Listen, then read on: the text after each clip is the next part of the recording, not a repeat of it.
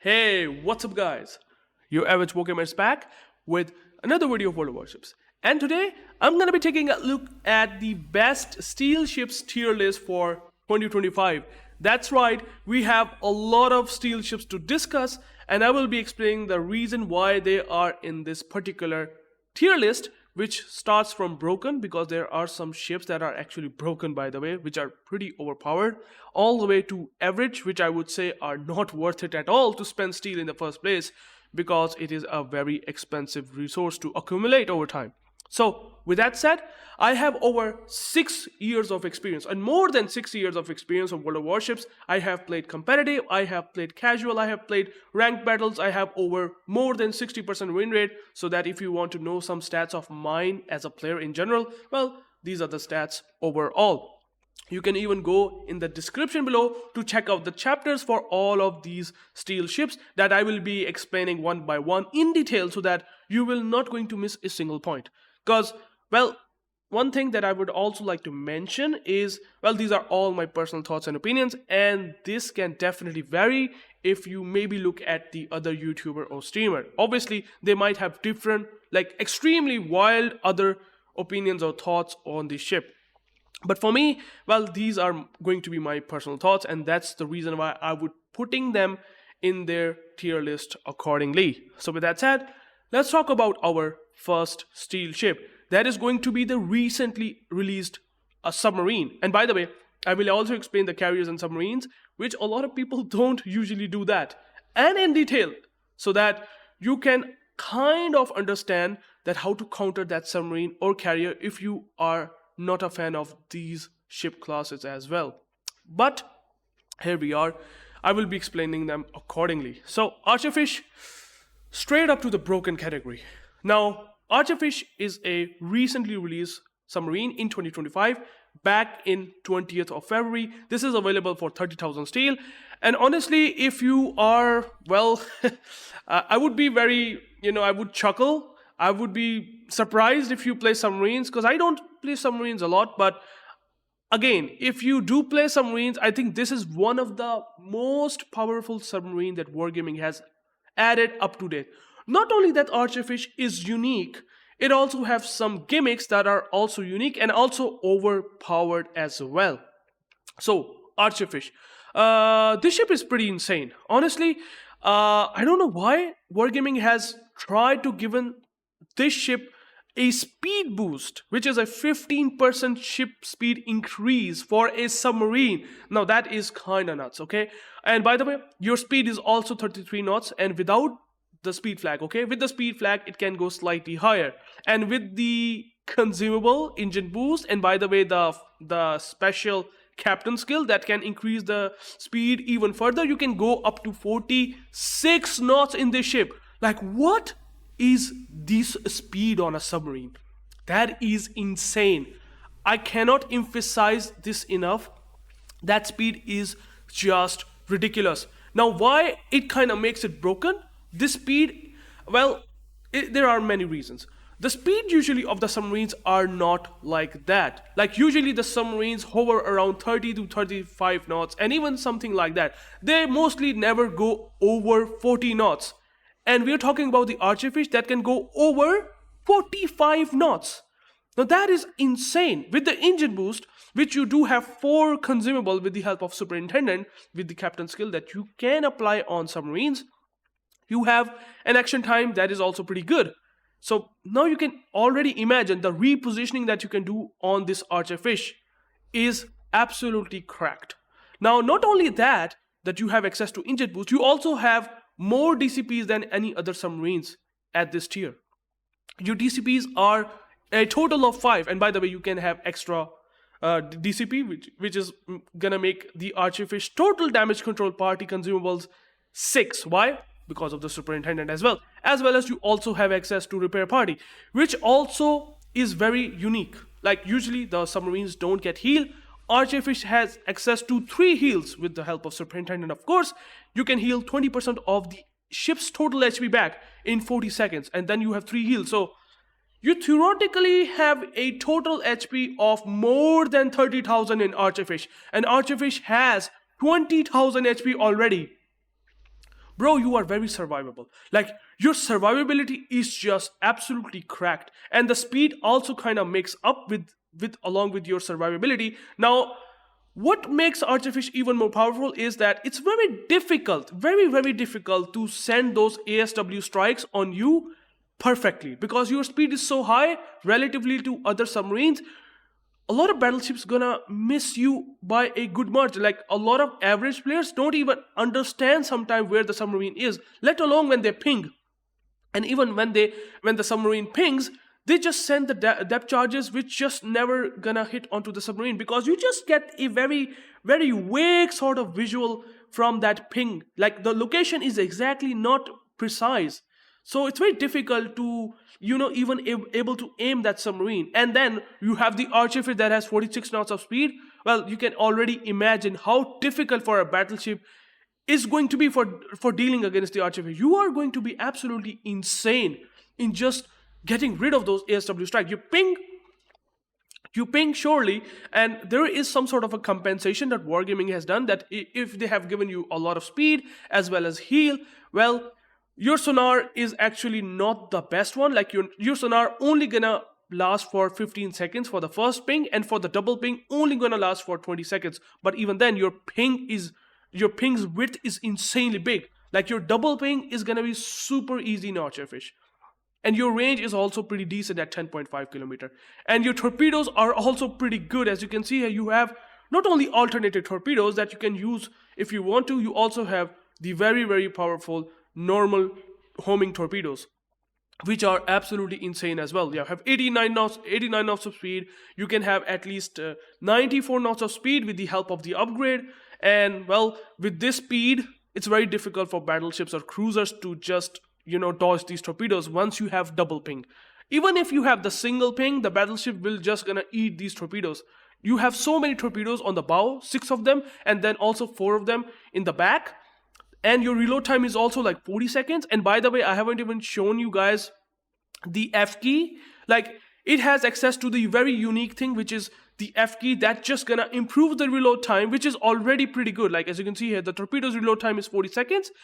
With the F key, which is very easy to proc, and it automatically starts, like, you are going to get the better reload time. I don't exactly remember the reload time buff that you get for some time. I think it's for like 30 seconds. I mean, you have to go and check out the numbers exactly. But yeah, you're gonna have a better reload time, again with the help of that F key, which just quickly comes once you send 2 torpedoes on and hit the torpedoes. Like, you hit some torpedoes, that F key quickly gets ready, and then it starts working, and you get better reload time. So your DPM is also pretty, like, bonkers. Honestly, there's just no other way of saying this.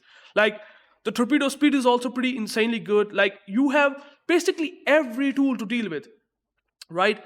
So you might be saying like, oh my goodness, that is insanely broken. So what does it have as a weakness? Well, I don't say it is going to be kind of like a weakness, but obviously the Archerfish only one weakness is that if I look at the battery, your recharge rate is extremely abysmal. You have 0.2 units per second, okay? So in 5 seconds, you will going to get 1 second of battery back, okay? But again, for Archerfish, Wargaming has given like insane amount of units base.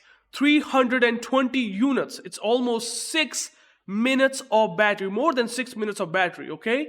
You already have that much dive capacity. So you don't need like super insane amount of recharge rate. It's just that you have to conserve your battery, that 6 minutes very easily. And you can do that with the help of the reserve battery as well. You have like 3 reserve battery units with the help of the superintendent. So, I mean, you are fully covered by every sort of good thing that you can think of in Archerfish. You have a lot of DCPs compared to other submarines. You have repair parties, you have engine boost, you have submarine surveillance. Now, it's not like crazy, like Germans, 8 kilometers or something, but 6 kilometers is definitely still pretty good.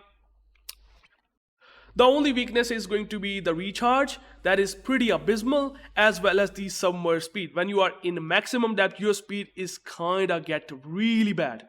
Like, once you are in the maximum depth, well, then it's going to be pretty difficult. And if you're losing a lot of battery, for example, if the carrier put the plane on top of you, then you have to basically go into the maximum depth. That's where it's going to be having a rough time. And the weakness of the Archerfish is that if it loses all the battery, then it's going to have a very, very difficult time after he also depletes its reserve battery, which I would still say almost going to take more than 8 or 8.5 minutes. So that's like half of the game battle that the Archerfish has to basically waste in order to get countered at the end. Like it is so funny. I mean, Wargaming has given it so insane gimmicks that I don't know, man.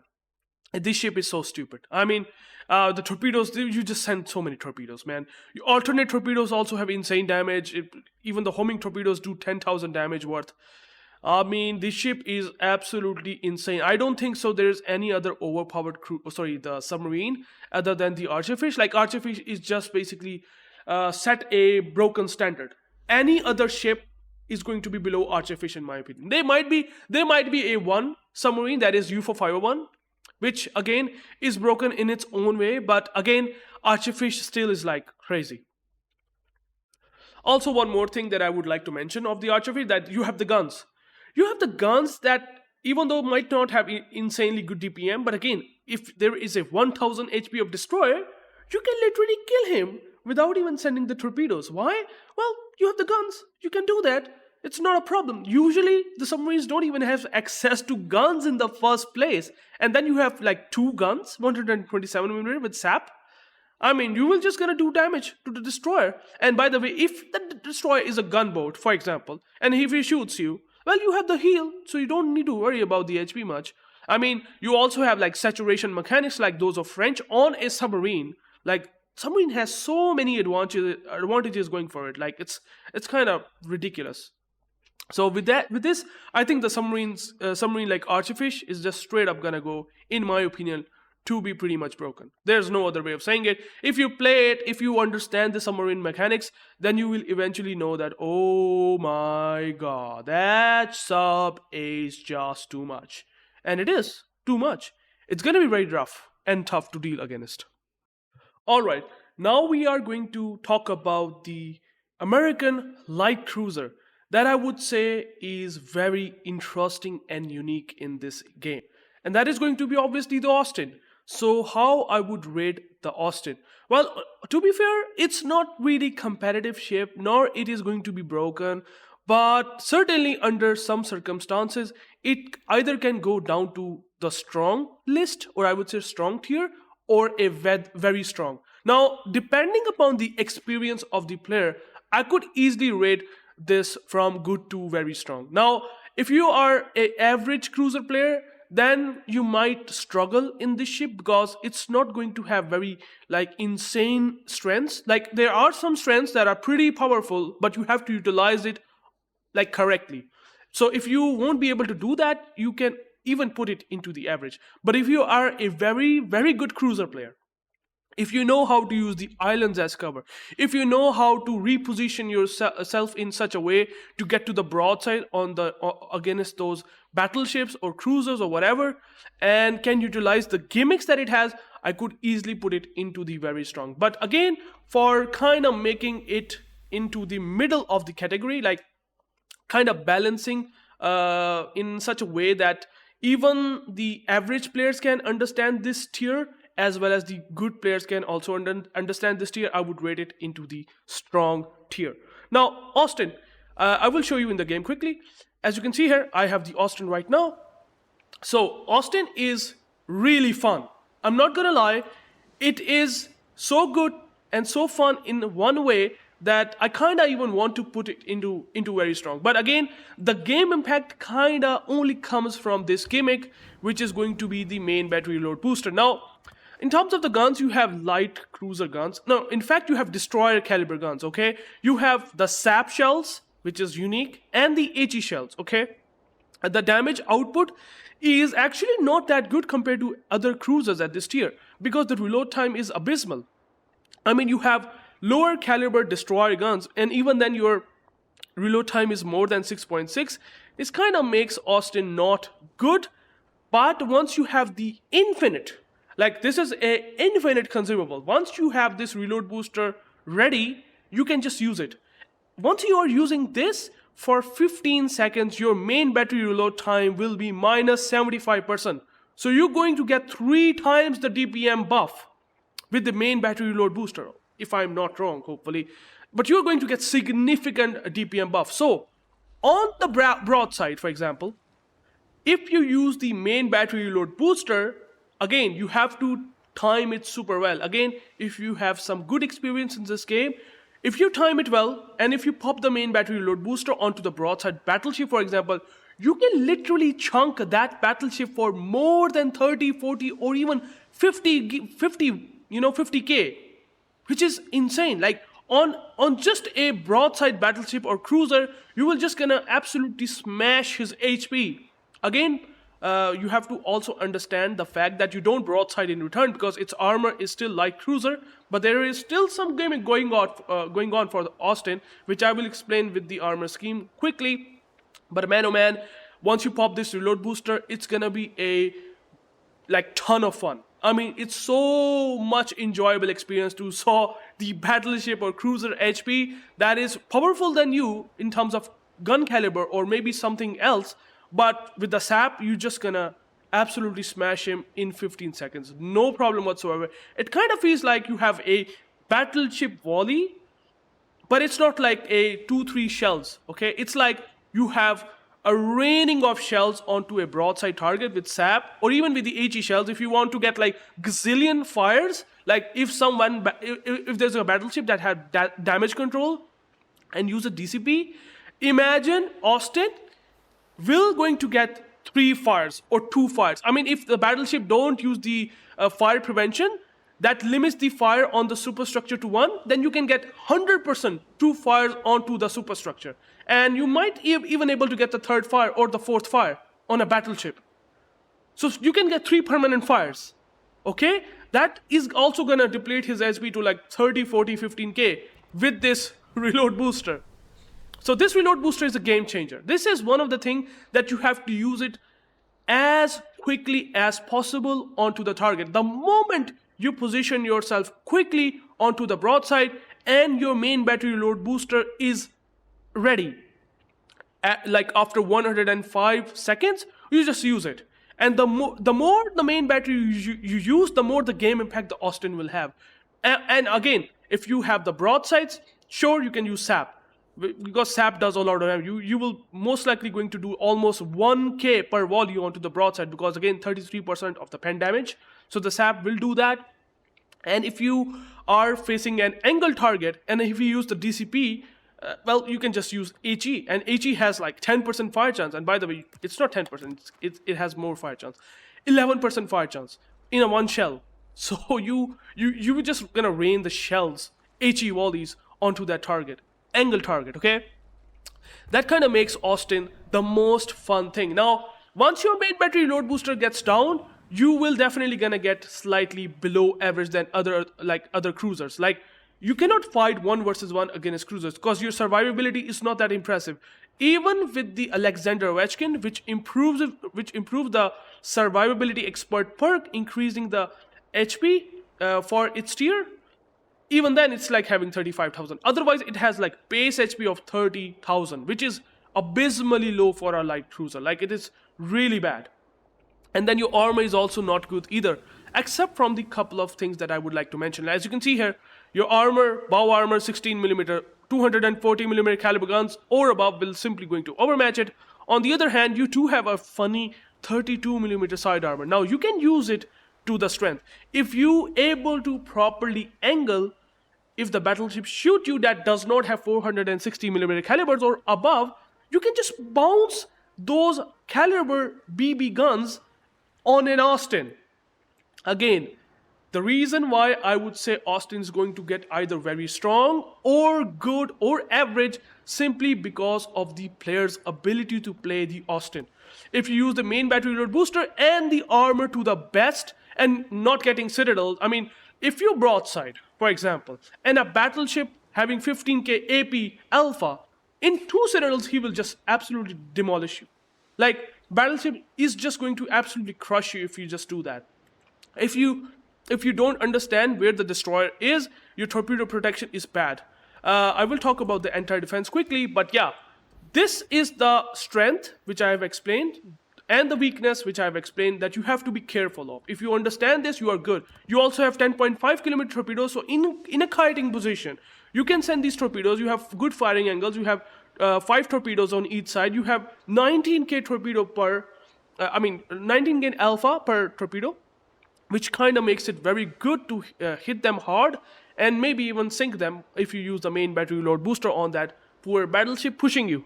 So that is the reason why Austin is going to be good. Your concealment is going to help you a lot for many reasons. You have 9.3 kilometer concealment. That is almost very close to that of Minotaur. I think Minotaur has slightly better concealment, but still, the concealment is very good. You can outsport almost all the cruisers in the game and obviously battleships. You can also use main battery load booster if you are in a division mate. Like if you get a smoke from destroyer, well, your value will increase a lot, obviously. And then if you take some damage, you can heal back quite a bit. You have extra heals for that, like you have 5 heals, so you can heal quite a lot. And then you have defensive fire, and actually it's one of the cruisers that have very good anti-defense. And as a carrier player, I can tell you, if I drop on Austin, I'm having a good chance in losing out some good planes, unless the planes do have heal, like in the case of Shinano, or maybe in the case of the torpedo bomber that usually heal up. So I mean, yeah, that's where the defensive fire kinda not really matter, because I mean, Wargaming kinda given carriers some sort of counter like this, which is kind of weird. But again, if there is a below average or above average carrier, you have a lot of shell flags, like insane amount of shell flags, 11 shell flags, and with defensive fire, your continuous A damage is gonna go through the roof. Honestly, kind of very powerful. In fact, the Austin A level is kind of very much close to that of tier 11 cruiser Annapolis, which is a heavy cruiser. So yeah, Austin A is definitely something that I would say is very good with defensive fire. So you can defend somewhat against carriers, unless the carrier has like FDR planes or multi-AP bombers, which could be a bit difficult for even the defensive fire to deal with. But otherwise, overall, the planes will definitely going to get shot down, especially if they eat flags, 100%. So I would say Austin, because of all the strengths and weaknesses that I've explained, you have to play it carefully. And if you do that, well, it will definitely be easily up into the strong for sure. Alright, so the next ship is going to be the Soviet, I would say, light cruiser, but heavy guns. I mean, Komissar got released in 2024, and in my opinion, if you are looking to get this hybrid cruiser, because, well, it also have planes, by the way, now that kind of makes it very interesting as well, to be honest, and the guns, which I will explain quickly, I think I would like to put it into the very strong, but again, it kind of have the same issue with the Austin.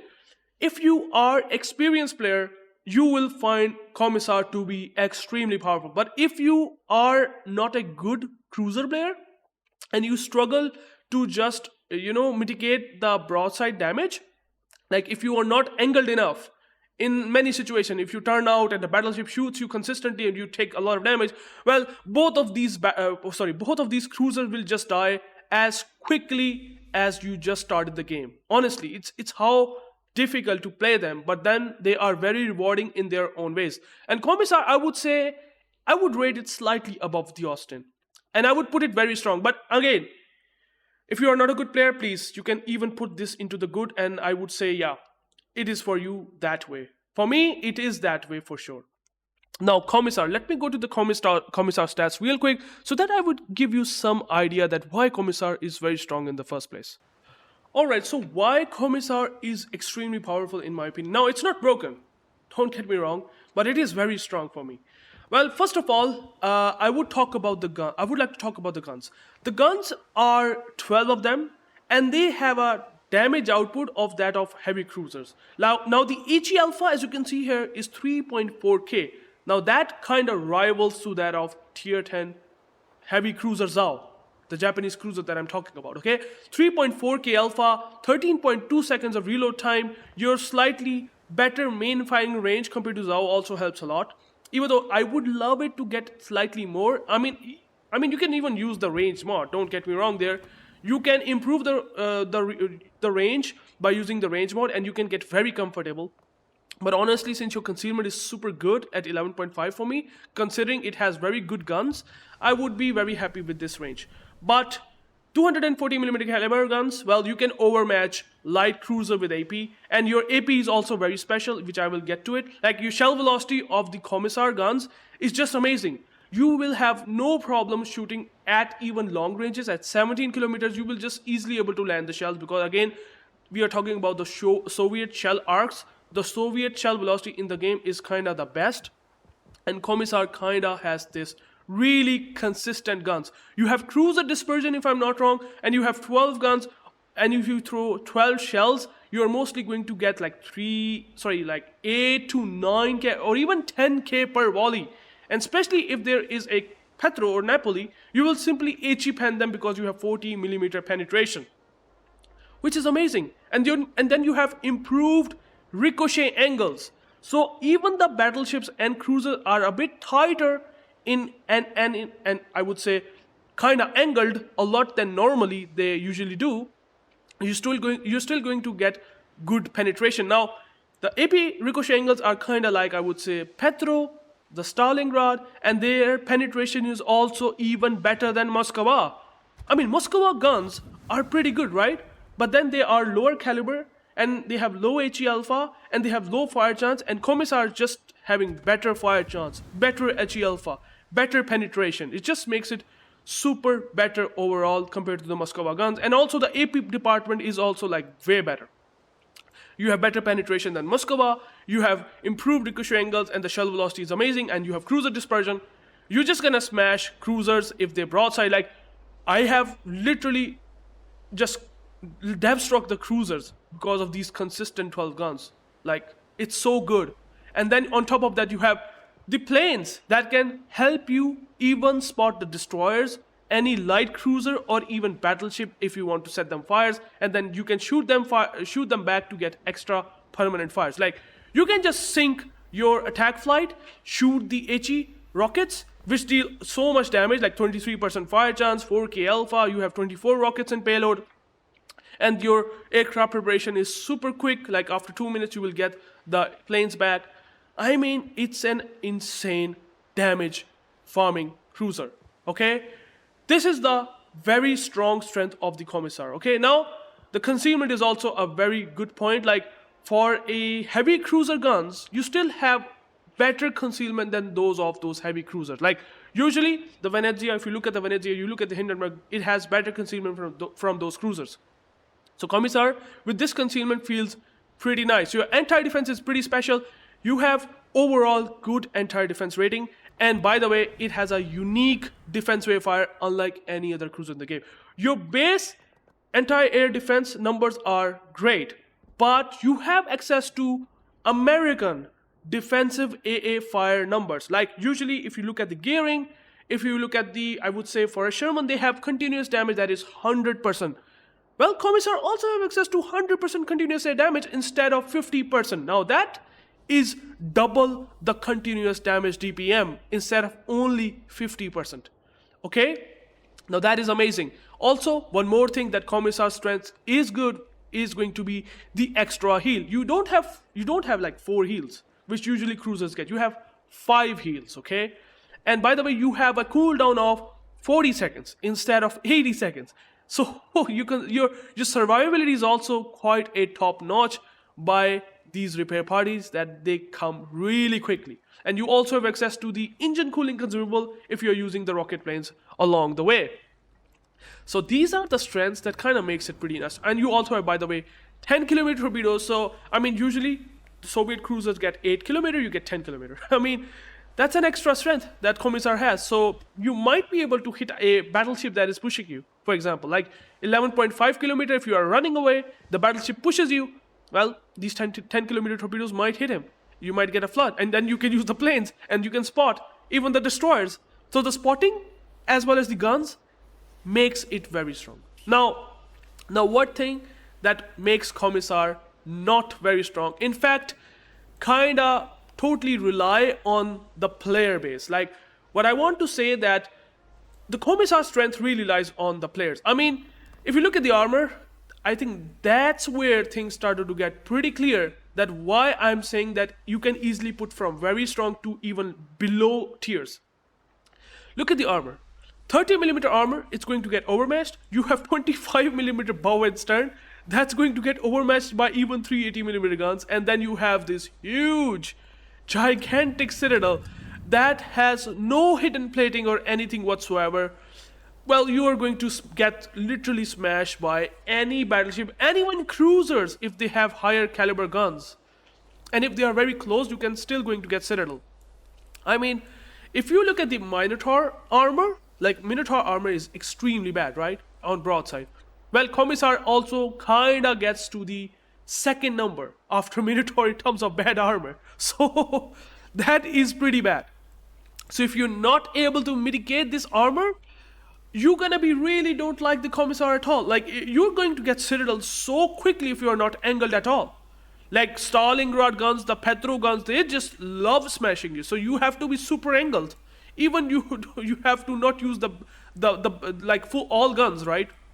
If you are in kiting position, you don't use all the guns when you are facing Petro and Stalin. But you shouldn't be like in a very close quarters in the first place, because this is a long range farmer cruiser. So I think this is the reason why the Komissar firepower, if you utilize it perfectly, it will be very strong. If you don't use it perfectly, and if you broadside, you're gonna get punished super hard. So it's also kind of like this. So with that said, it's still going to have a game impact because of the planes. I mean, unless they come up with a spotting rework, well, then things might change for Komissar, and I kind of rate this ship not very strong anymore. So Komissar, a very strong ship in my opinion. Now let's talk about the French battleship that has like in the game for a very long time, and that is Bourgogne. Well, Bourgogne used to be pretty good. I would say it used to be very strong, and sometimes when it got released, I think in 2018 and 2019 if I'm not wrong. Yeah, it got released like many years ago. And it used to be like almost from broken to very strong, very close in between two. But after Wargaming has released so many ships, like for example, very accurate guns like Bungo, the Wisconsin, maybe a couple of other ships that have very good accuracy overall, and some super ships like for example the Satsuma that can counter Bourgogne directly, like Hanover, Satsuma, Incomparable. They simply overmatch this 32mm extremities of the Bourgogne. Well, I would rate it from very strong to now only strong. So why Bourgogne is this? Well, let me show you that in the game quickly. So as you can see, this is a French battleship Bourgogne. And now let me explain the Bourgogne strengths. The Bourgogne strength always lies in the speed, which it has pretty nice. You have 33.6 knots of speed with the speed flag, and with the 15% engine boost that can increase the speed up to like 37 or 38 knots. It's the speed that kind of makes Bourgogne very strong, and the main battery load booster, and your repositioning in general. These are the factors that already, or at least used to make Bourgogne really good. But now since we have so many good battleships with really good accurate guns, and since the dispersion of Bourgogne kind of not feel special anymore, I kind of feel, you know, it's not like that strong anymore. Now, I was still recommending very strong, but now it's only going to be strong. Now, as you can see here, Bourgogne has 28 seconds of main battery reload time on 12 380mm guns. And now that's where things started to get a bit complicated. You have only overmatch of 25mm armor. So any cruiser at tier 10 will not going to get overmatched. You do have a lot of guns. You have 12 shells to throw at, and you do have the main battery load booster. That still works amazing on broadside cruisers. But again, if the cruisers get angled, and there are cruisers that just simply able to angle against you, well, the value of the Bourgogne guns kind of gets very low. And even though you do have HE shells to use against those angled ships out there, it's still gonna be pretty bad. I mean, if you look at the Des Moines and I would say the Salem, and Annapolis, for example, those cruisers, you're just simply not able to even overmatch their 27mm bow armor. So if they are super angled, you have to rely on hitting onto the superstructure, which again, Bourgogne does not have like any battle cruiser dispersion or any cruiser dispersion values that kind of helps to just get that accuracy onto those, I would say superstructure hitting. So that's where it will definitely struggle. Even though it's still an amazing battleship, the guns will still going to hurt. The shell velocity is still amazing. The survivability, on the other hand, is maybe not good because you don't have any access to, I would say, heals. They are not super heals, but again, normal heals, that is still pretty good. The only reason that the Bourgogne is going to be a lot more survivable against destroyers is this torpedo protection. You have 44% torpedo protection. That is pretty nice. Your concealment is also pretty okay. 14.6 kilometer. I think I haven't built the Filippo Bonio with the concealment expert built in. You can have like 13-ish kilometers, which I would say is pretty decent if you build like this. Your speed, though, can get quite a lot faster. I mean, with the help of the brisk skill, which I would highly recommend. I haven't built the Filippo Bonio with this, but I would recommend using brisk. If you do this, your speed can go up to more than 40 knots, which kinda makes Bourgogne extremely fast to reposition. And obviously, the main battery load booster is still a very powerful threat to even destroyers, if you use HE shells, even to cruisers and battleship if they're broadside. But again, the penetration numbers with 380mm guns is still not gonna be enough compared to, for example, like the Bungo, which just simply overmatched 30mm cruisers, the 406mm guns like Wisconsin. Like, you don't have really good caliber, and it started to feel a bit like power crept over time, and that's the reason why I don't like Bourgogne in general nowadays. Now it's not like it's my personal opinion.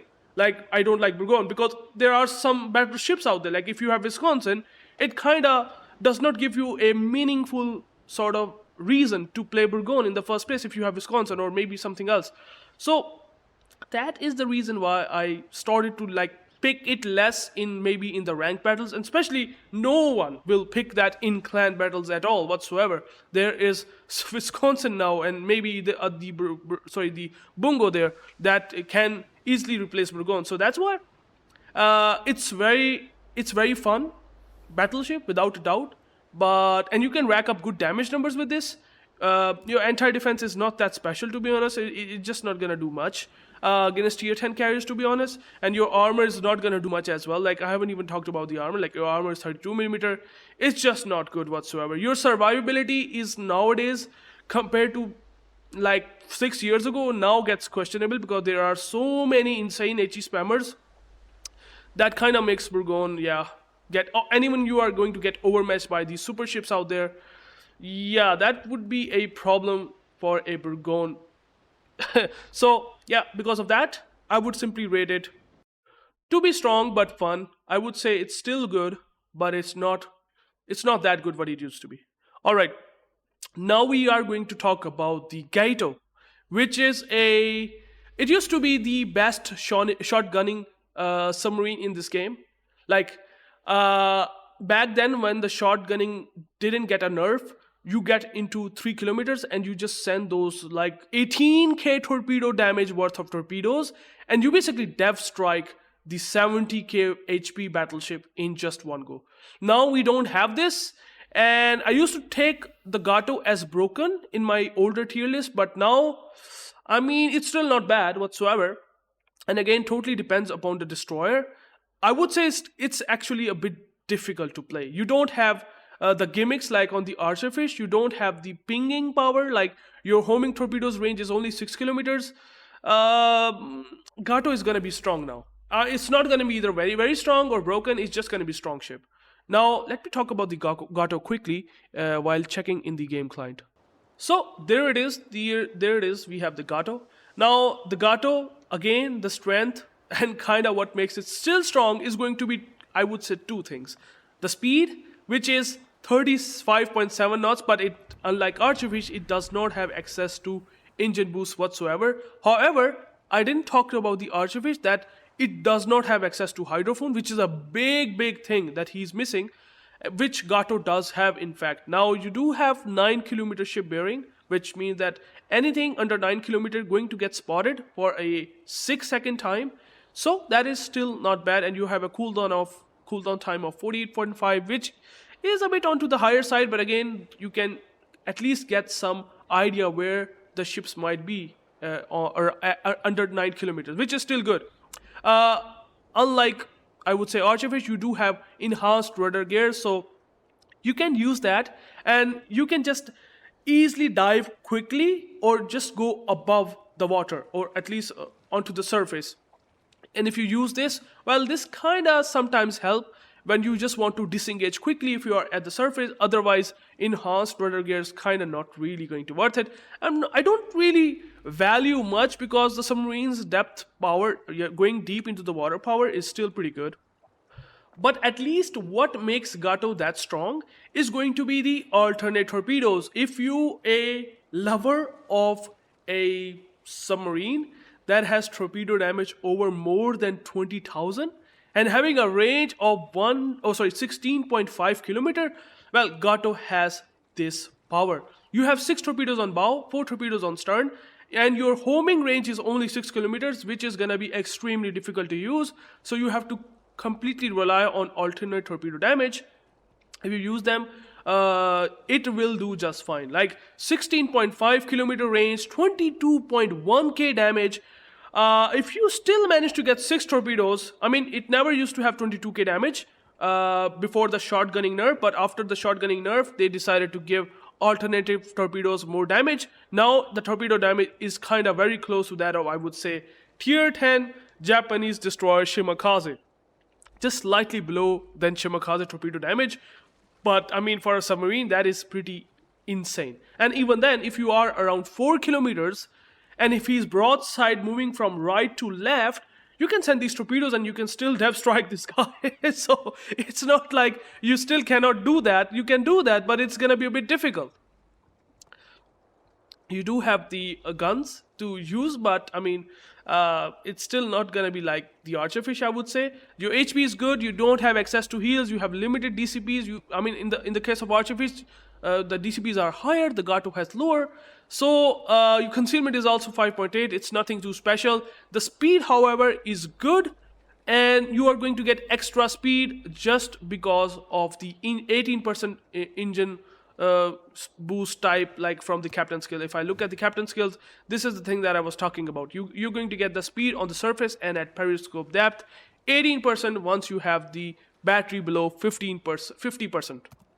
So yeah, that's the reason why you have to play Gato. It's difficult to play, I'm not gonna lie, but if you a lover of a torpedo boat destroyer, I think Gato kinda is like that, and you can kinda think of Gato as a destroyer, not as a submarine, because it does not ping.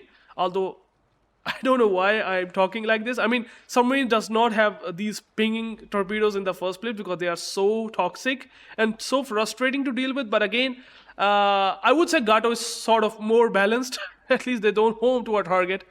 But I hope that Wargaming does not come up with the 22k torpedoes that does home onto a target. That would be insane. That would be like completely busted, to be honest. But here it is, the Gato.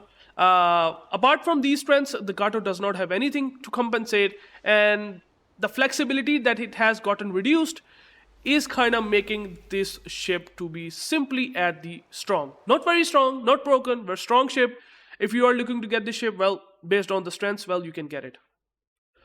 Alright, so the next ship is going to be the FDR, Franklin Delano Roosevelt.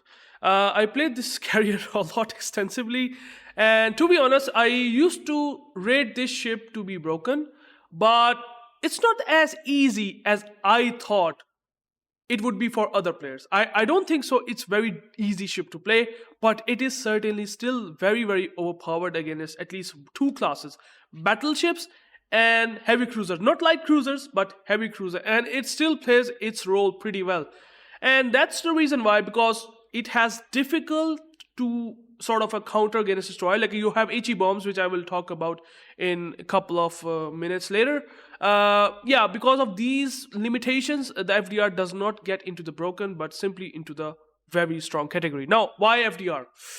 Well, let me go into the FDR quickly.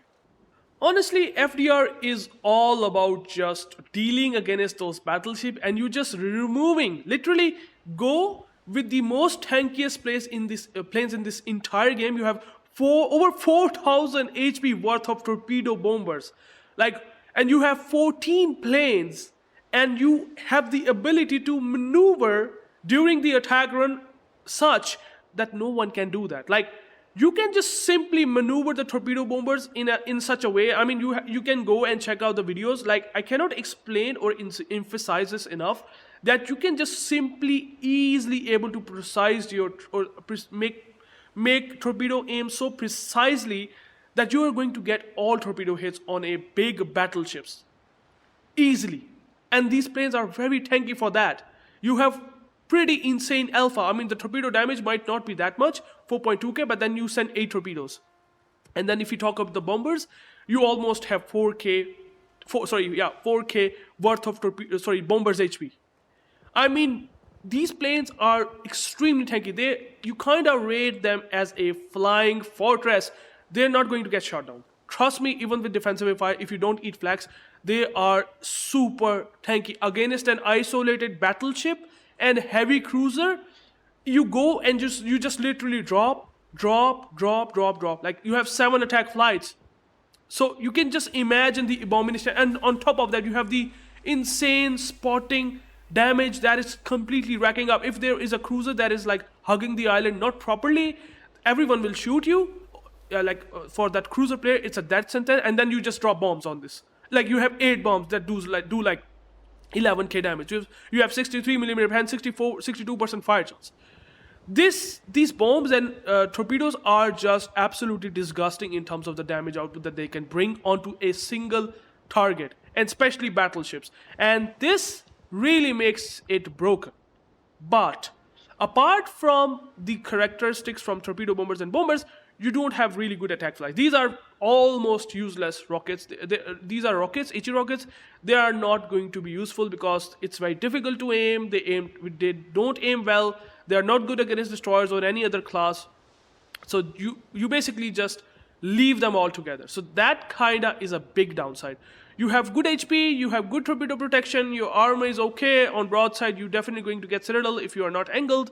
Broadside, you take damage, but again, you have very, very tanky armor, so it's not like bad in terms of the the carrier survivability. But again, what kind of makes FDR really difficult or kind of not make it broken is against its destroyers. I can able to use the bombers to its potential to fight against destroyers. But again, if the destroyer is somehow able to spot you, and if he started to rush you, and if you are not having the good RNG with the 8 bombs, which, I mean, the bombs will hurt if you manage to get good RNG on dropping them, but if you're not able to do that, you're just gonna get really easily farmed by a destroyer. A single destroyer will simply farm you to death, and you cannot do anything about it. Unlike Shinano. And Shinano is a whole different abomination, unlike FDR, which I will explain later.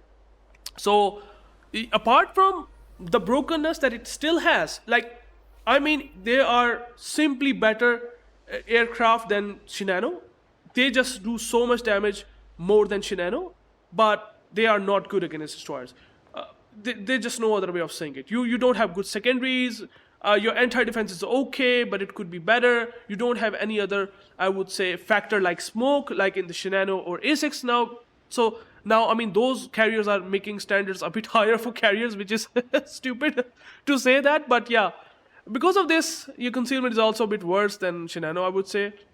It kind of makes FDR very strong, but not broken. Just because that you will have a difficult time farming, especially those destroyers that have also access to heal consumable. So that's why FDR simply is going to be at the very strong. No matter what. I mean, this is so brutal against battleships. There's no other carrier in the game that can do so good against battleships than FDR, but still, there are still weaknesses of FDR, and a lot of people have difficulty making the ship work, and that's the reason why, on my personal opinions, I would say very strong, but for some people it might be this and this. But for me, yeah. You can even go and check the last video on the FDR. I mean, you will just simply realize it, like, whoa, broken. It's just so good in doing what it does. Alright, so the next ship is going to be the Incomparable, which is a British, I would say, battleship, or I would say battle cruiser. It's sort of a very large cruiser. It's a very long battleship, and since it does have some interesting gimmicks, like the insanely good concealment for a battleship, 10.6 kilometer is pretty obnoxious, and you have like 500 and I would say 8 millimeter caliber guns. I don't exactly remember the caliber number, but I think the Incomparable is going to be in the good. Unfortunately, you might be thinking that it does have some interesting strengths, and it has 6 very, very hard hitting guns. In fact, it's the most hard hitting guns in this entire game, even better than Satsuma in terms of alpha. And even then, it's gonna be, at least for me, is going to be only good. Not even strong, not even very strong, and let alone broken. But although it can sometimes go to the broken. Totally depends upon your positioning, but even still, I don't really know that Incomparable will be getting into these categories. Sometimes it can do that because the guns hit so hard, but sometimes you just shoot at the broadside and your dispersion with 6 gun is so wonky that you might be thinking it will depth strike a target, making it broken. No, but in fact, it's gonna be so average because you just missed the citadel completely, or you're just going to get pens. Even then, it's gonna do decent pen damage, but still, like, it's a bit rough. So I mean, Incomparable, your guns, you do have, I would say, battle cruiser dispersion with 2 sigma, which kind of makes it really good, but you still have this problem of 6 guns. And what tend to happen with the 6 gun style battleship layout is their dispersion can be so wonky. Now, that's the benefit, or also you can say it's not the benefit. Like, you have the guns that just absolutely demolish a target, but then you have really bad range. You have like 17.6 kilometer of main battery firing range. With the spotter plane, it can go up above 20 kilometer, but still it's pretty bad. Your concealment might be good, but again, your air spotting is 10 kilometer, and since there is a presence of aircraft carrier with the spotting mechanics currently right now, I cannot rate Incomparable to be like that good. Like, your ability to use your concealment in a CV game goes down significantly. Maybe in a non-CV game, I might rate it to be very strong, because again, you can just use the concealment to the best, and you do have a hydro, by the way. The Incomparable do have a hydro, so you might be able to mitigate a lot of damage, but then you are such a target for destroyers that it's still going to be very difficult. Like fast torpedoes, like Holland, for example, if you are full broadside, and even though you might spot those torpedoes around like 3 kilometers away, it's still going to be very difficult to dodge those, because it's very big and still very clumsy with the not tighter, but very bad turning circle. Like more than, I would say, 1,000-meter turning circle, it's very difficult. Your broadside armor is really bad. I mean, it has like tier 7 levels of armor at tier 10. I mean, even sometimes a cruiser like Komissar able to citadel you at close ranges. Like, it's not even funny. Like the 305mm caliber guns, like for example the Mecklenburg, can even citadel the Incomparable. Even the Manfred von Richthofen AB rockets can citadel sometimes the Incomparable. it is not good. You do have super heal, but still, I mean, if you ask me, sometimes it will do like devastating damage. Like if your RNG is with your side, like you have 20k alpha with AP, but your penetration is still not really impressive. It's actually lower than Thunder, which is a removed battleship from the game for its HE firepower, but still, the penetration is even not remotely close to that of Satsuma. Like, you might be thinking that if it has the caliber very close to the Satsuma, or I would say better than Hanover, the penetration might be really good, but the fact is that it does not. It's even having slightly worse dispersion. If I'm not wrong, you can go and check out the shiptool.st. Maybe even I can show you that quickly. Just give me a second. Okay, so as you can see here, I was actually right. The Incomparable has 532mm penetration. Let me just put the Satsuma, because again, we are talking about the caliber more here. So you can see here, Satsuma at 583mm pen. The Incomparable has less penetration than even Thunder, that is 407mm guns. For some reason, the 508mm guns does not surpass the penetration of Thunder. It kind of makes me think why. But you can see here, it has slightly better alpha than Satsuma, which is a bit weird. And even the shelf lifetime is even higher than Thunder and Satsuma as well, which now you can see the reason why I kind of, feel that Incomp is a bit weird in that regard. Also, just like I said, your armor is the reason why it's not that good. And even though you might have access to super heals, well, if I'm not wrong, you cannot heal the citadel damage a lot. For example, if you eat citadel damage, for example, if I go to the journal, you look at that. Incomparable does only heal 10% of the citadel damage. So if you broadside, you're going to get citadel by something, and then your super heal kind of gets completely wrecked down to the ground because you cannot heal back your HP significantly. You have the worst HP out of all battleship at tier 10. 70,000 is just too bad. For example, Satsuma has pretty much similar caliber but having 120k HP. So like it's almost like half of the HP than Satsuma, which is kind of crazy. But yeah, with these problems, I mean, you might say that the detection is amazing, but even then it's like, I won't say it's worth it like that. As you can see here, your concealment is pretty good. Base concealment is 13.9, but your air spotting is really not that good.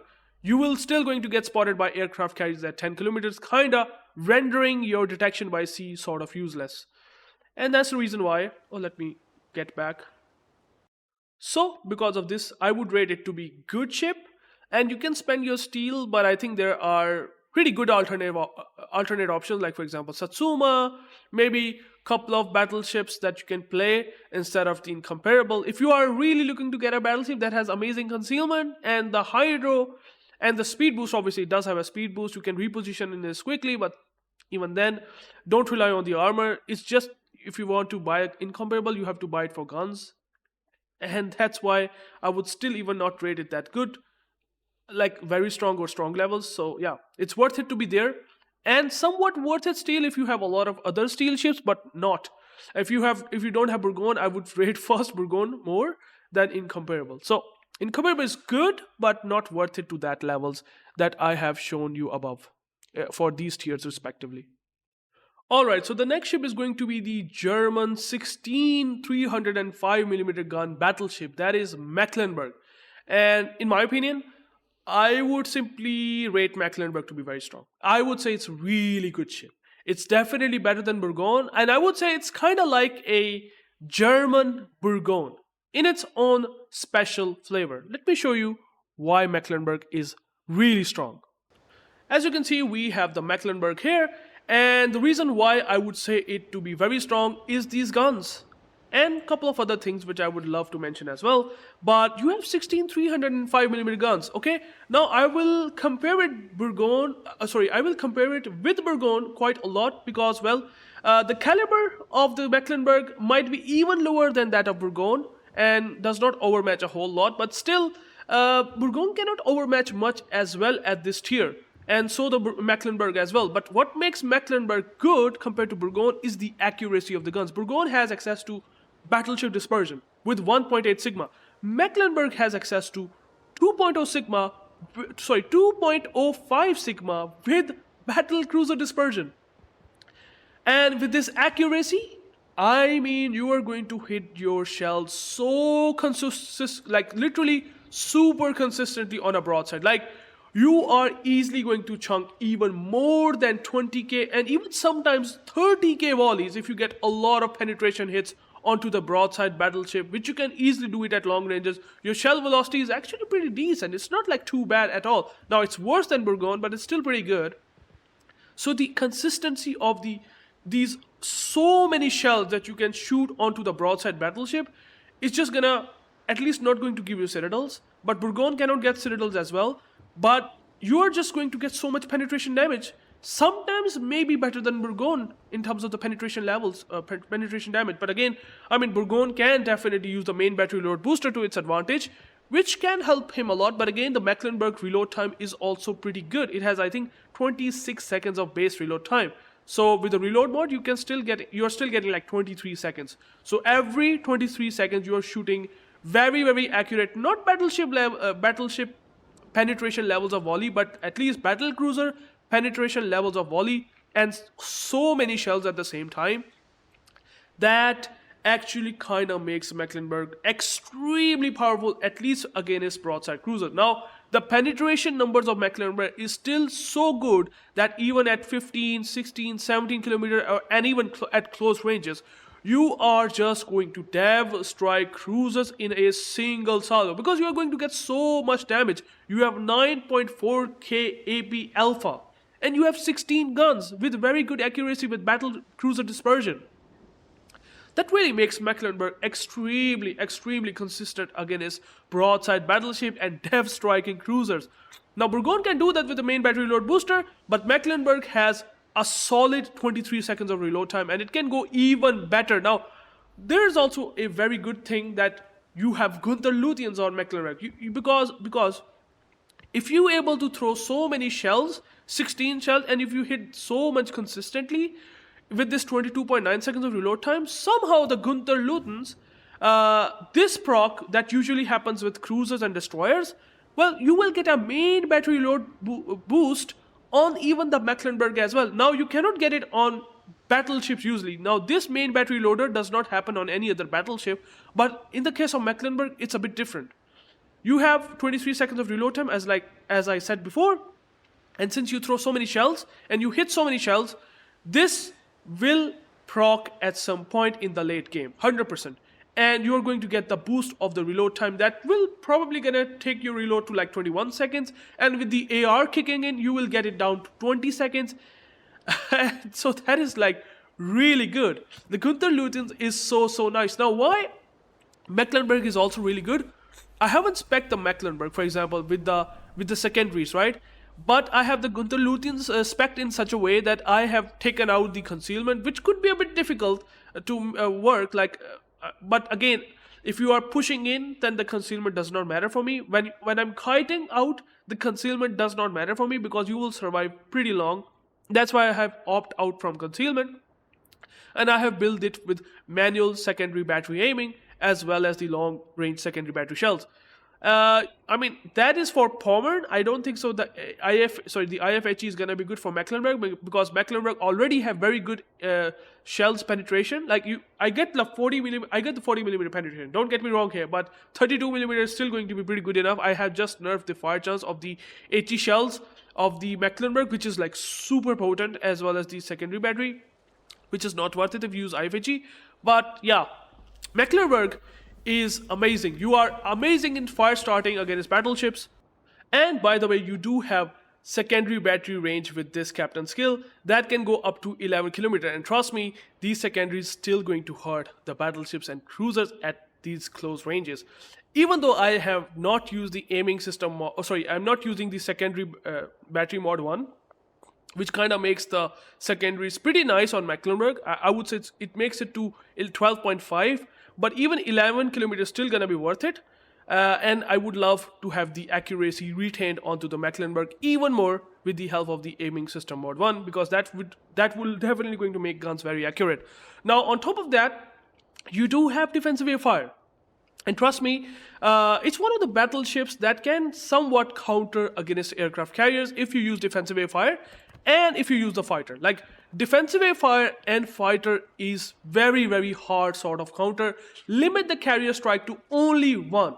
Like the carrier will still able to strike you, that's how they are designed. But again, the fighter consumable will shoot down planes as well as the defensive air fire. With this continuous damage, improvement is still gonna be pretty good. So with this, you will definitely going to take down the carrier striking capability. Also, if you are willing to just have a defensive air fire only, you can use the spotter plane and you can increase the range from 22 kilometers, which is already pretty decent, up to 25 kilometers if I'm not wrong. So your range can go pretty nice with the spotter plane. You do have 5 heals, which is pretty nice. You do have decent HP at 90,000. Now it's not like that good compared to the tier 10 battleship, it's slightly lower. It's kind of like at tier 9 levels of HP, but I would say it's still pretty good. And then you do have torpedoes at close range, so you can use those 13.7k torpedoes to kill a low HP battleship. So if he's trying to ram you, you can use the torpedoes at its finest, even though they are only limited at range. So your speed is also at 34.1 knots. So speed is also pretty good. And because of these guns that are pretty consistent, very accurate, depth striking cruisers, doing significant damage to battleships, apart from the weakness that it has really bad firing angles. Like, the firing angle is one of the reasons that it kind of makes Mecklenburg, I would say, not more than very strong. I would say it would have easily gotten into the almost broken category if it has like amazing kiting or pushing in firing angles, which it does not have at all. In fact, it has really bad firing angles if you are in kiting or bowing in position. I don't want to talk about it. This is one of the reasons the kiting firing angle is just what makes Mecklenburg a bit difficult, because your armor is good, but still it's thick, but will take a lot of damage, because I mean, a lot of the AP will pen, and even the HE shells that heavy cruisers have will going to get penned, and you do have a superstructure, so this is something that you have to be very careful of. It can easily going to get farmed if you are not analyzing the situation that you are in. But even then, I love Mecklenburg, and I would say I would highly recommend to buy this ship if you are if you love German battleships in general, and this will be a unique feeling to have accurate German battleship guns, 16 of them, which makes it to be, in my opinion, very strong at this tier. Alright, so the next ship is going to be the Italian battleship R.Lauria. Now that battleship is, I would say, I will not gonna put it above, or I would say equivalent to the Mecklenburg. Yeah, you might be thinking, what? You are really underrating the SAP? Well, I will explain that quickly. I know that R.Lauria does have insane SAP capabilities, but just remember that we have Colombo with leg mod, and Colombo with leg mod, I would put it into the broken category. But let me explain the R.Lauria quickly, and we'll explain you that why I put that in the first place. So there it is, the R.Lauria. Now, why R.Lauria is something that I'm not rating it to be very strong, equivalent to, I would say, Mecklenburg. I would say, again, since the R.Lauria has only 8 guns with access to battlecruiser dispersion and 1.8 Sigma, it might looks like to be good. But I don't know, I felt whenever I have played Lauria, and whatever I have experienced, I felt the shells to be somewhat wonkier. Like, if the R.Lauria would have the accuracy or the shell volume like the Colombo, Colombo does have insane shell volume, and then it also have gotten the dispersion improvement with the help of leg mod. Well, the R.Lauria does have battlecruiser dispersion, but even then it still kind of have some shells getting a bit like wonkier. I mean, you have to play it to feel it that way, because I would say the 1.8 Sigma kinda is a bit like inferior. Yeah, it's funny to say that the accuracy is not that accurate enough for the R.Lauria. Like, Wargaming already have given amazing, I would say, for these caliber guns, amazing dispersion numbers, but even then I have some difficulty getting that accurate volleys, and sometimes you do get accurate volleys and then you can just do disgusting damage. There's no other way of saying it. The SAP itself is, I would say, broken. The SAP itself is broken, but the dispersion is not broken. Like, dispersion is kind of makes this SAP not that good at all. Like, sometimes you get the dispersion that is like super accurate, and you're just gonna chunk battleship for 25k. There's no other way of saying it. I will get to the armor as well real quick, because that is also one of the strengths of R.Lauria. So, the SAP 14.9k alpha, I mean, you're just gonna chunk battleship so good, and by the way, you have 30 millimeter overmatch against cruisers, which means that you're just gonna penetrate these shell shafts, and the cruiser cannot angle against it. It's just super disgusting against cruisers. But what makes Lauria is a bit like not that good is the firing range. Now, I'm using the range mod because I want to get the improvement in vertical dispersion, okay? I don't want to use it, even if I use the main battery, for example, if I use the main battery here, sure, it is possible, but I don't want to use it because I want to improve the dispersion. Sure, this helps a bit, improving the vertical dispersion, but then you have a really not that impressive reload time at 30 seconds. I wish that reload time might get puffed a bit, although again, the SAP itself is broken, there's no other doubt about it. It's just the dispersion numbers that can makes the Lauria a bit wonkier sometimes. Your HP again kinda gets to the levels of tier 9. Your torpedo protection is good. Your speed is amazing, by the way. You have 37 knots of speed without any speed boost whatsoever, which is kind of amazing. And you can improve the speed a lot by the help of the brisk if you use it. Like brisk can even go get the R.Lauria speed up to 14 knots, which is one of the biggest strength of R.Lauria still compared to Colombo. But again, Colombo guns with that leg amount dispersion improvement is just super disgusting. Honestly, the R.Lauria sometimes can be a absolute smasher onto the broadside cruiser and battleships. But again and again, I'm just gonna emphasize this, that in my personal experience, the dispersion numbers are not hitting that good, and the sap that I need to hit onto the broadside sometimes is like not getting there. I'm just not getting that damage. I will still going to chunk the battleship for like 16k, 20k most of the time, but sometimes no, I don't. Sometimes it's not possible, especially when the battleships are literally kiting out. So because of that, the sap can be sometimes a bit weird. Also, the R.Lauria AP is basically no different than St. Vincent. That's also one of the very weird thing that I have to say about the R.Lauria. The R.Lauria and St. Vincent, which is a Tech 3 battle cruiser, the British battle cruiser, both of them basically going to have pretty much similar numbers in terms of AP penetration and performance. And by the way, it has short fuse AP, which also kind of makes it difficult to citadel battleships at more than 13-14 kilometers away. It's because of the short fuse. The fuse, because it's short, it didn't arm onto the citadel, and the battleship sometimes not going to get citadel. Well, that's my personal experience as well. I felt that it does not happen that usually. So that's also one of the reasons why I felt the R.Lauria is a bit weird in terms of the guns. The accuracy is still good. Again, don't get me wrong, but my experience is a bit weird. On the other hand, the strength of the R.Lauria also is going to be this weird armor. You have, I would say, carrier levels of armor, even better than carriers levels of armor, 120 millimeter, which is absolutely insane. Like, you are going to shatter every single shell in this game. Like battleship, cruiser, whatever the shell, maybe exception for the British HE shells, which I have to check out. You will shatter every single bit of shell, and they won't be able to penetrate you, at least when you are kiting away. Although if you are bowing in, then you have some 32 millimeter armor here, so that's where you have to be careful. So this is also very unique strength of the R.Lauria. Although one of the biggest reason that R.Lauria is going to be very vulnerable is this citadel. Can you see the citadel armor? This is 350 meter armor belt.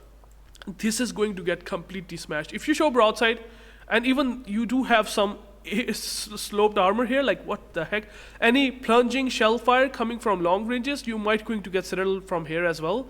That is a bit weird. So this is the reason why the R.Lauria armor, it might looks good in terms of the deck department, but in terms of the citadel department, I mean, look at that. This is also like huge citadel.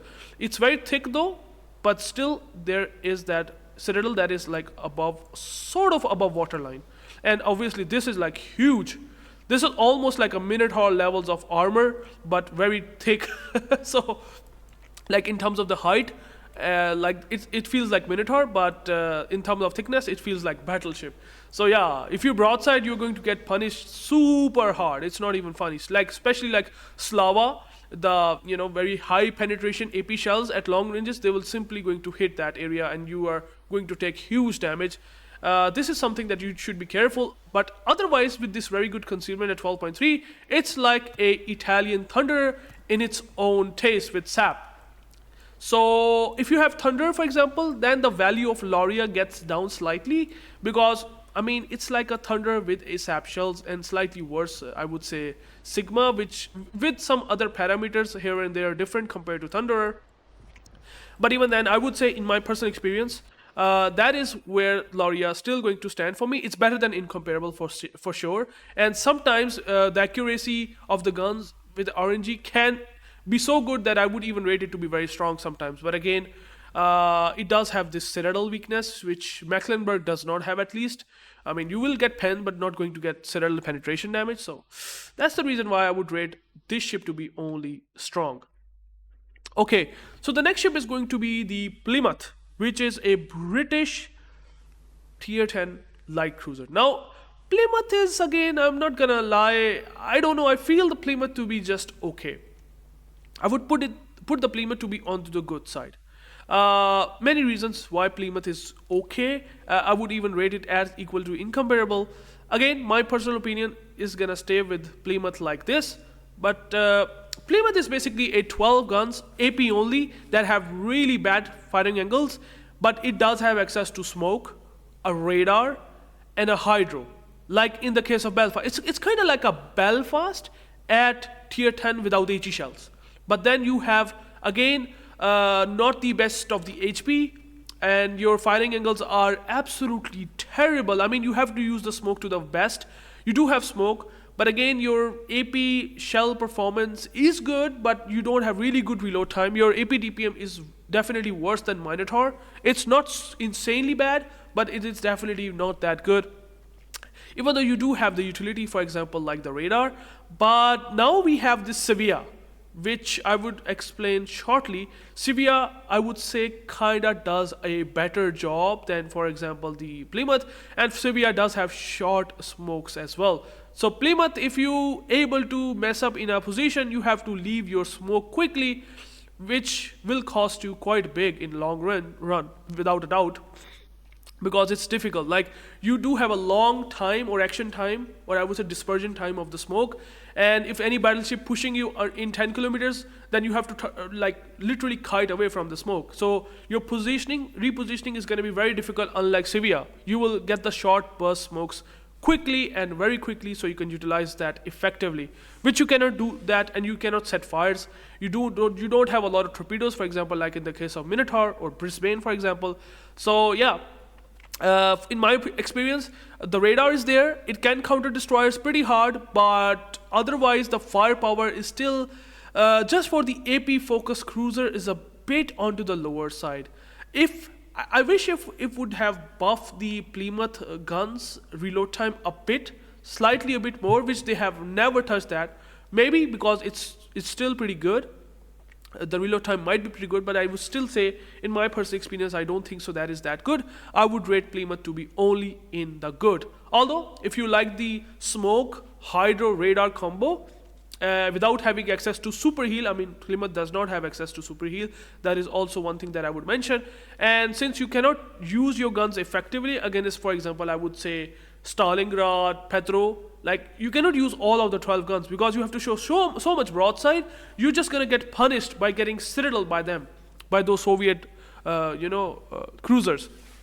So I would say most of the time if you are not using smoke, you cannot use the guns at all. Like, you have to rely on smoke to use all the guns. Otherwise, it's going to be very difficult, and you cannot use the guns without showing broadside. So that's the reason why it is, I would say, good. You can just buy it if you have all the other cruisers at above tiers, like, for example, the Komissar, maybe the Austin. If you have these ships, maybe I would rate the Plymouth to maybe recommend you to pick it, otherwise not.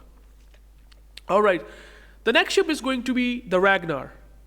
So Ragnar, I would probably gonna be rating Ragnar to be, I would say, in a strong category. I mean, the ship is good, don't get me wrong, the ship is good, but again, there are a couple of things that I don't usually find Ragnar to be enjoyable. I mean, the experience of the Ragnar is just that you basically spot the destroyers with the radar. I mean, you have 7.5 kilometer concealment. You can spot the destroyer like Shimakaze at 7.5 as well. You basically farm that destroyer, and if he smokes, you do have 30 seconds of radar duration, so you most likely going to cripple that destroyer. Meanwhile, you just out-trade them better. Overall, you do have access to heal, you do have access to like speed boost, you do have access to insane accurate 4-gun shells. Like, for example, if I show you the Ragnar real quick. So there it is, the Ragnar. Now the Ragnar, again, having access to pretty insane dispersion numbers. Like, you have special dispersion, which kind of makes it such that your accuracy is so good at around 13 kilometers that you are simply easily able to even land all the shells onto the battleship. You do have access to 30mm HE pen, which means you will just simply flat pan cruisers. And I would say in a kiting situation, Ragnar will just farm the battleships pretty nicely. Your reload time is not that impressive. Like, I would say compared to the Smolensk, the Ragnar is actually not that good. But again, it's a removed destroyer. It is for a reason, very, very strong. You do have torpedoes. Ragnar does not have access to torpedoes, but it does have, however, access to accuracy and the HP that is 30,000. You do also have access to radar, just like I said before. You do have access to emergency engine power. Speed of the Ragnar can go pretty high. You do have the speed of 37 knots, which can go upwards of 40 knots with the help of the emergency engine power. You do have repair parties. These are the strengths of the Ragnar for sure. Like if you basically trying to farm the cruisers, for example, you use the emergency engine power, because then it's going to be very difficult for cruisers to shoot you for at least more than a minute. It's going to be difficult if you're farming them. If there's a demine and if you're trying to farm it, emergency engine power will just do wonders. But in the case of battleships, you will just don't use the engine boost and you will just farm the battleships at 12-13 kilometers, and they will have very difficult time shooting you back, because again, you are Ragnar, you are destroyer, you are having a smaller profile, and you do also have heal to mitigate quite a lot of damage, and then you have radar, just like I said before. So even with these strengths, and you have, by the way, very, very good anti-defense. This is one of the reasons that I would kind of rate Ragnar to be good, but again, compared to Smolensk, not that good. You do have 6.9 kilometer range, but you do have only 2 shell flags, or I would say 3 in this case. Your main damage lies under 4 kilometer aura. As you can see here, you have over 702 damage on the medium range A guns. So if there are planes that are basically under 4 kilometer, if you have turned off your A and then you instantly pop it, the moment the moment the carrier spot you when he's on top of you, and then you just turn on your A, then you will start to see you will basically going to shred his planes as long as he's going to be under that medium range A aura. That's also one of the very, very strong strengths of Ragnar. Once it gets basically out of that range, like once it gets like out of 4 kilometer, then you just simply turn off A and he won't be able to swat for you, and then you just keep doing that, and that's where you will just definitely going to do pretty good against aircraft carriers for sure, without even defensive air fire, because it has cruiser levels of anti-air defense damage, like literally cruiser levels of damage. Like for example, in the case of Worcester, you're getting the DPM like that of Worcester on a destroyer in terms of medium range A guns aura, 4 kilometer. It's so powerful, even better than Worcester because of the hit probability number, which is 100%, which cruiser does not get usually. So that is why Ragnar is pretty good. So because of this, I mean, I'm not a big fan of like this playstyle. It's a bit of a boring playstyle. You just farm at long ranges and you just radar destroyers. You do have some game impact, because if you kill all the destroyers, for example, even if you kill 2 destroyers in a game, that's huge. That's huge, because then you will most likely able to win the game. But again, if there are so many battleships that are surviving and pushing into the caps, then it's going to be very difficult for Ragnar to deal with. Like battleships, you just don't have so much damage output going for it. And that's the reason why Ragnar feels a bit anemic unless you have a team support or maybe a division. Like in the Ragnar, the Ragnar with the division, the Ragnar can get really good. Honestly, without a shadow of doubt, it can go easily up to maybe to the very strong if you are playing with division mates. But insane solo carries are going to be still difficult because you don't have enough DPM overall. Like for example, in the case of Smolensk has just absurd DPM. Ragnar does not have that DPM going for it. So you do have accuracy, but again, you don't have a lot of shells that you are able to throw onto that battleship to set fires and just kill him over time, right? So it's difficult. So here's the reason why, because of the counter to destroyers and counter to the aircraft carriers to some extent, I would put it into the strong. But again, the DPM numbers that they have nerfed as well, like once, and again, the damage that you can pump against battleship is going to be really rough. It's low, but it is possible to kill a battleship over time, and even then, I won't rate it to be very strong, and hence the reason why Ragnar is good. If you buy the Ragnar solely for maybe clan battle purposes, then I would say it's okay. That's where it might be decent. Otherwise, it's not like that good, I would say, especially if I compare with this Z42, which I will explain later. Alright, so the next ship is going to be the Shikishima, which is a 510 millimeter caliber guns, six guns that you are getting. You have basically Satsuma level of guns, 6 of them at tier 10. Okay, Yamato hull. Is it worth it? I would say no. Shikishima, I already have when I have made a video on this ship. I talked about that since the introduction of Satsuma, the Shikishima value gets like literally diminished down to 0. Like why? Because you can just simply play Satsuma. Go and play Satsuma and you're just going to get the Shikishima experience, better Shikishima experience, because again, you do have a slightly better dispersion overall compared to Yamato. You do have 2.1 Sigma, but then you have 6 guns. You do have solid penetration like Satsuma. For example, in the case of Incomparable, I talked about how it's not having really impressive penetration for 508 millimeter guns, whatever that caliber is. The Shikishima does have really good penetration, but you have six shells. You do have a decent reload time, like Yamato. But even then, you do have decent dispersion. But even then, I would not recommend you or worth it for steel, simply because there is a Yamato the Satsuma, a super ship that exists, which does have a F key, which just going to get like even insane dispersion once you use that F key. So because of this, I mean, in terms of the gun performance, I could put it here. Maybe I could put it here. But since there is a Satsuma, why would you spend so much steel on getting Shikishima? And just because of that, I would not recommend you to buy this ship. And that's why for me, this is average. Maybe you might be a fan of these Satsuma guns on a sort of a premium special ship that gives you better credits per battle. If you want to have this kind of experience, sure, go for it. Then you may be looking the Shikishima to be strong, because the guns are pretty good and you do have really good anti-air as well. Compared to Yamato and Satsuma, you do have better anti-air defense. I mean, because of that, and because of the guns that perform pretty well still, I can put it to be strong. And somewhat, I would also rate it better than Incomparable, to be honest, without a doubt. But again, Satsuma is just there. Why would you spend that money? I don't know. You can just spend that money on maybe something else. For example, like Mecklenburg. Mecklenburg is really good battleship. It's a unique battleship as well, which Satsuma is not at all. Satsuma is not unique whatsoever, so it's not worth it.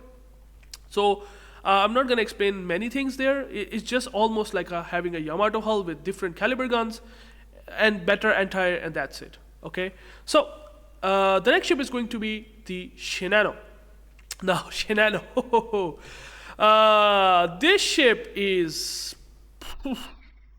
I mean, you guys have watched my videos on my YouTube channel. Like, this ship is a carrier abuser. I mean, this ship is completely busted exactly to the levels of Archerfish in a unique way than you can ever think for any other ship in the game. Like, holy moly, why they have released this Shinano in the first place, okay?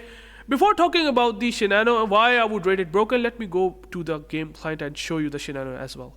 Okay, this is the Shinano. Reason why it's broken? Well, I think this is the biggest reason right now. We have skip bombers. We have skip bombers that have 4 bombs and a single bomb deals 6.8k alpha. And if you have 4 citadels on a single attack flight, you can do 27,000 worth of damage onto a broadside battleship, cruiser, and especially aircraft carriers. I cannot emphasize enough, if I see Shinano and there is a Nakhimov or Malta or Audacious or any CV, literally any CV other than the German aircraft carriers, if you use the skip bombers onto the broadside carrier, you will smash them with either 20k or even 27k, depending upon the citadel damage that you get. If you get 3 sits, you're going to get 20k. If you get 4 sits, you're going to get 27k. Now, in Malta and Nakhimov, they are just gonna hate you for what you do. Like, you will simply going to snipe them in 3 or 4 minutes if you use the Shinano. Now, that kinda reminds me of the Colossus at tier 8. And Shinano does exactly that with skip bombers. Now, why would you say that? Well, you do have 3 attack flights.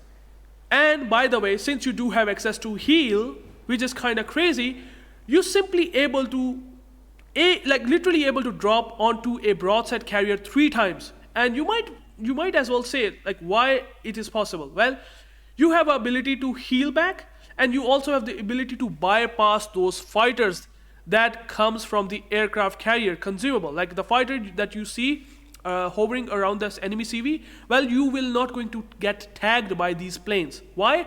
Because the Shinano can somehow manage to strike the target and just get out of that 3-kilometer aura where the fighters will eventually tag. If you are not within that 3-kilometer aura, the fighters will never going to tag, and then you just have the ability to use the skip bombers second time, and even in the third time you can do that.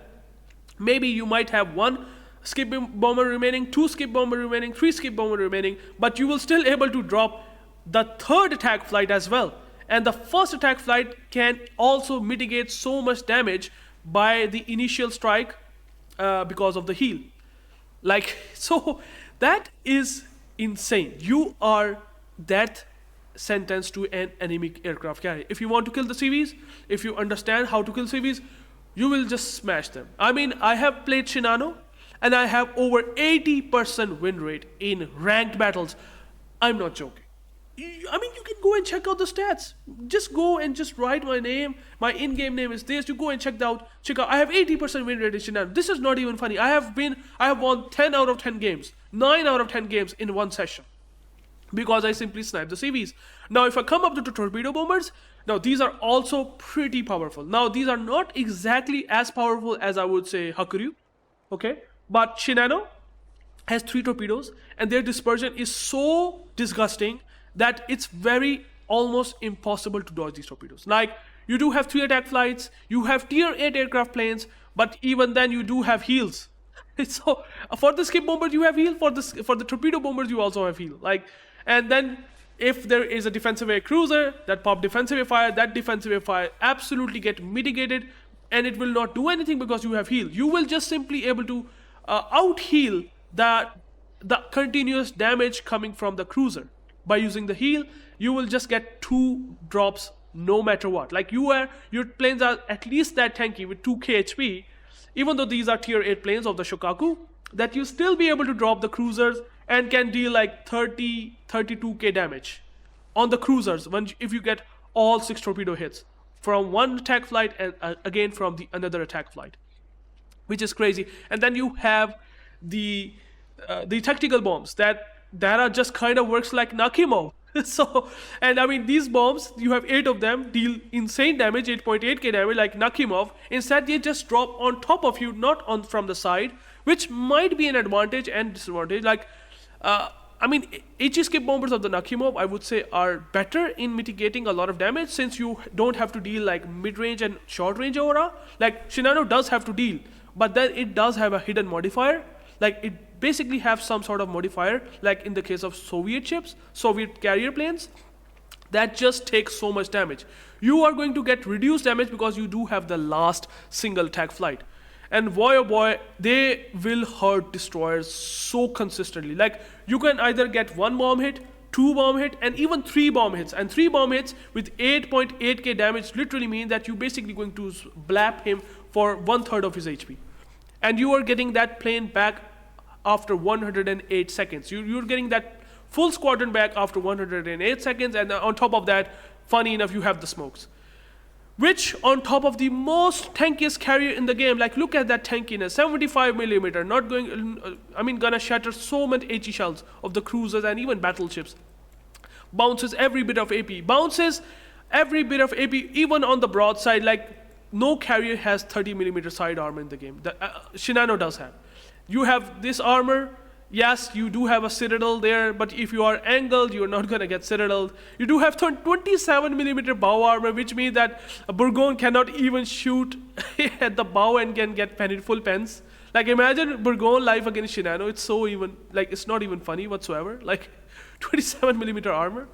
And then you have 75,000 HP, insanely good HP, 55% torpedo protection, like Yamato class battleship. If there's any destroyer that has dared to come into Shinano, the torpedoes that he might be sending or the submarine that he might be sending, well, those torpedoes won't be doing much damage because you just mitigate 55% of that damage in the first place. That is insane. Your secondaries are those like that of Graf Zeppelin. You have Graf Zeppelin levels of dispersion. I mean, if you don't know the Graf Zeppelin secondary dispersion, don't worry. I'm just gonna say that you do have the secondaries. If you fully build for secondaries for Shinano, you have 11-kilometer range, and you are going to consistently get all shell hits on a destroyer with these secondaries. They are extremely accurate secondaries in this game, and then you have so good range. So any destroyer that pushes you, and by the way, if he tries to push you, you smoke yourself up, and then you basically disengage while your secondary is shooting you because you are spotting it from the bombs and from the torpedoes. Well, destroyers are going to get hard countered, and carriers are going to get hard countered with Shinano. Cruisers are also going to get hard countered with the AP skip bombs. Battleships are going to get hard countered if you use the HE bombs. Okay, you set a fire, he DCP, then use torpedo bombers, you get permanent floods, and you basically gonna make his HP loss like 50%. Not like FDR. FDR is brutal, but Shinano is also brutal. It's not like too far away from FDR in terms of damage output. Yeah, so Shinano is completely and utterly broken. And by the way, since you do have smoke, you are immune to get sniped by the Shinano or any other CV as well, because you will simply smoke up. You do have Citadel, that Shinano can Citadel you, but if he smokes up, then what's the point? You won't be able to even drop him, like perfectly at all, because you do have smokes. It's setting the stupid standard for carriers, like why are you getting smokes? I don't know. The only weakness of Shinano is, if you are pushing into it, is that you shoot HE and set fires.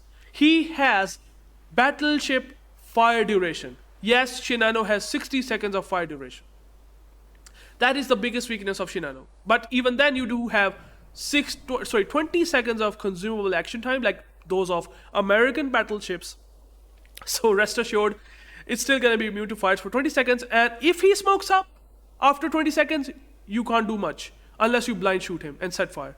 But if he does not smoke up, and if you get permanent fires, which you can get 4 permanent fires, which carrier cannot basically able to mitigate that damage, you will simply able to kill him. Like 2 fires gonna take his HP down to very, very low, very, very low. Even a flood will definitely gonna kill him. And this is the biggest weakness that the Shinano have. Your concealment is amazing, your speed is not good, that's also one of the biggest weakness with the bad turning cycle. But even if you broadside, you just simply smoke up. Like, so, I don't have any words. It's so brokenly overpowered. So easily into the S tier just because of these things that I have explained. Okay, the next ship is going to be Stalingrad. Oh, it's getting a lot. I'm just taking a lot of time, but I want to give you a lot of details so that you will get value. So if you do like the content, please subscribe if anyone comes up to that point. Okay, Stalingrad. Very strong. Stalingrad is amazing.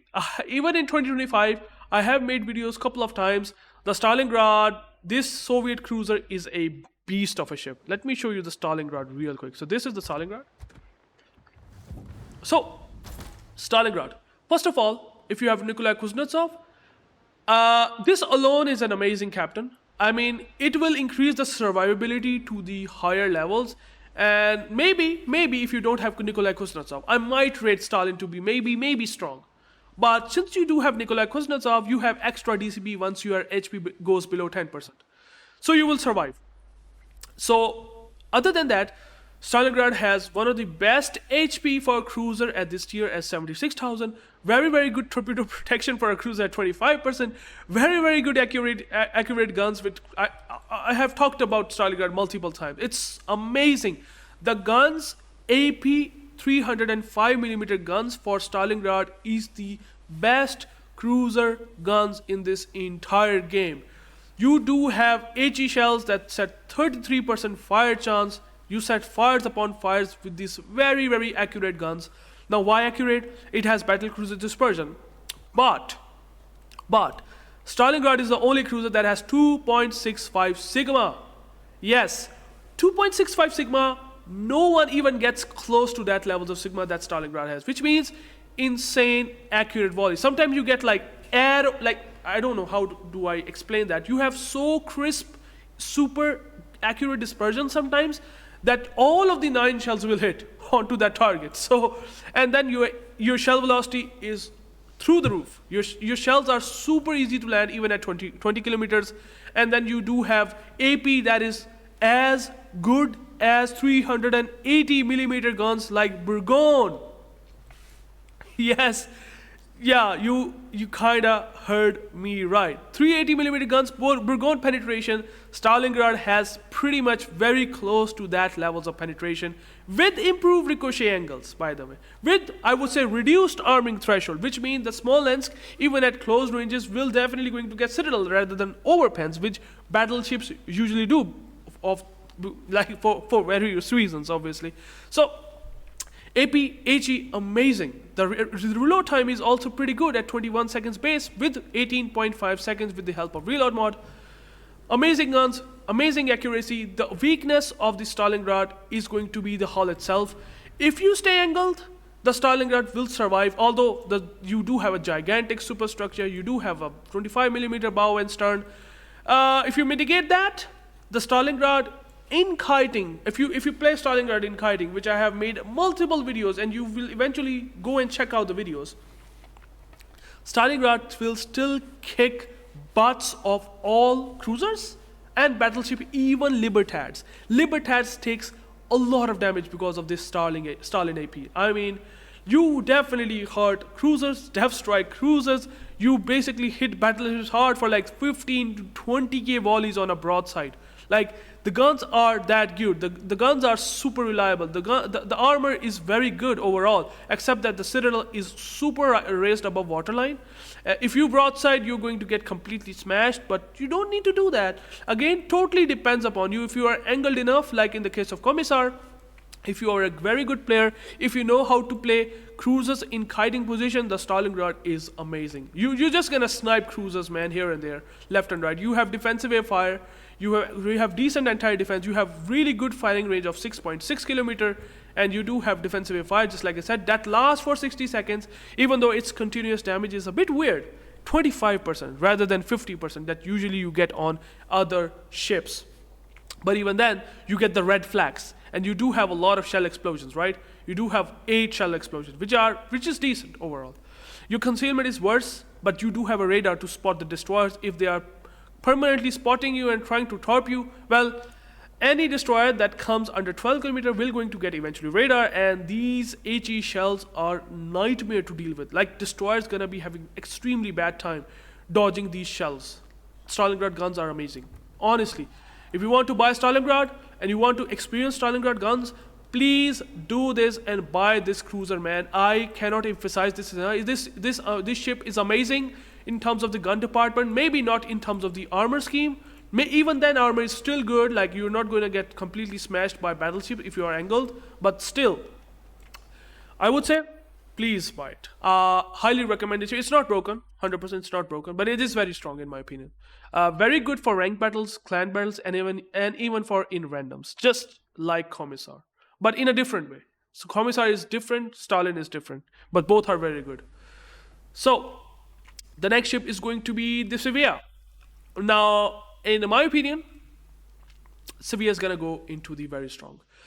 Svea is a very, very versatile cruiser. In my opinion, giving Svea short burst smokes is really nice. You have really good, I'm not gonna say amazing DPM. You have, I think, 230k, 210k HE DPM. You have destroyer caliber guns, but you do have a lot of good armor plating. You do have 30 millimeter armor plating. You have citadel is very, very thin, which kind of gives a troll feeling for battleships. Like, just like Smolensk, you do have a very weird citadel armor. At close ranges, you are not going to get citadel, which is kind of crazy, but that's true. You do have short burst smokes. You do have engine boost, which basically increases the speed to like 30% more. So you can just use short smokes, and you can use the engine boost and farm ships, and you do have short radars like Gdansk. You are going to counter destroyers more better and do a lot better in repositioning than, for example, in the case of Plymouth. You don't have hydro. which obviously Plymouth does have. But again, I feel that the Svea has the engine boost, and with the engine boost, if you use, you will able to dodge the torpedoes. And since you do have very short smokes, they don't last long. You will just quickly get from one target to another, which means that any torpedoes that coming towards you, you might mitigate it simply because your smoke runs out and you just reposition yourself accordingly.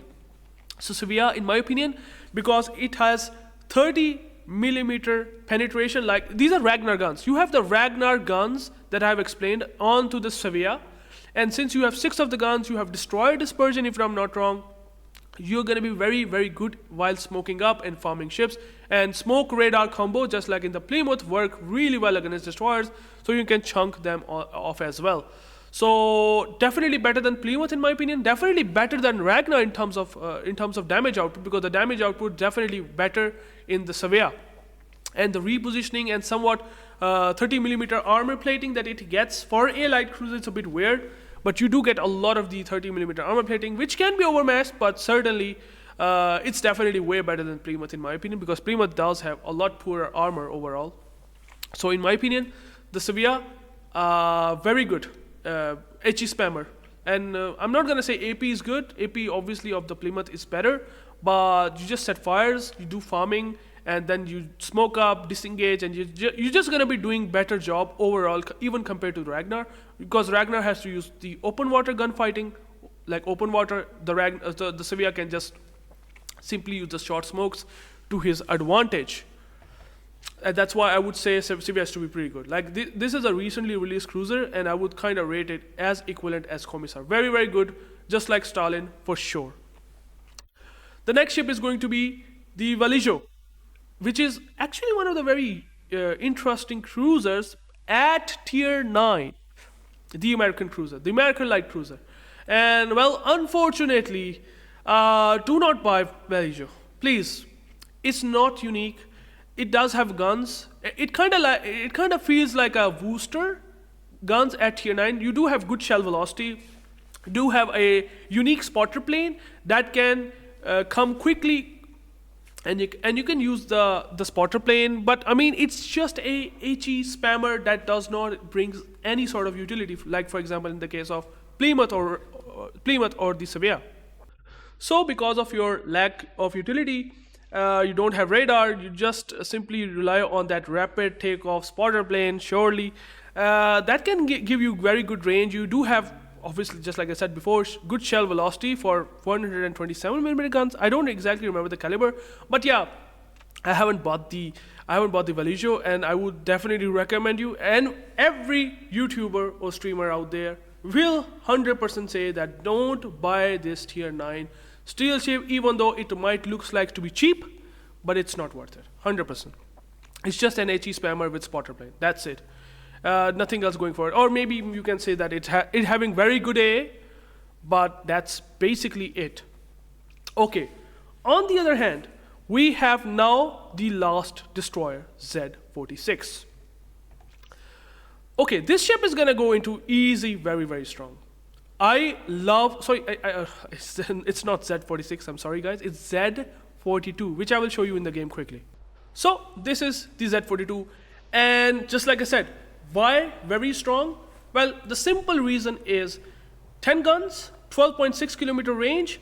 You do have access to the hydro, that is 6 kilometer. Meanwhile, your concealment is 6.2. So, and by the way, you have short burst smoke generator along with the engine boost. So what you can really do, just like in the case of, for example, Svea, or maybe in the case of, I would say, Plymouth, that can smoke up and radar DDs, well, instead of radaring DDs, you will just put the DDs into hydro, because the moment they get spotted, the moment you get spotted, for example, there's a Shima and you are there in Z-42, he's pushing you directly. You quickly smoke up, you quickly pop hydro. Meanwhile, he can't spot you, and you spot him because of the hydro, and then you shoot HE, which, even though is not really impressive, but then you have 10 guns, and here comes the funny part. Once the Shima started to get from angle to broadside, then you switch to AP. And well, here comes the part where the Z-42 is just a murderous in just doing what it does. Your AP has 2.4k alpha, with my build, and this AP actually will pen destroyers unlike any other destroyer. Yes, you heard it right. Like Daring, like Vampire 2, those have 19mm plating. Well, Z42, because of very very low caliber at 105mm, it actually going to pen destroyers if they are broadside with AP. And trust me guys, if you shoot the AP volleys, if he caught in hydro, and if you're using the smoke, I'm telling you he's gonna get obliterated. Like you're going to get like 6K, 4K, 5K, even 7K volleys onto that broadside destroyer. And you will just simply quickly able to kill him. And once you kill him, you will have the smoke run out, and then you will reposition, and then you will use these smokes against battleships and cruisers.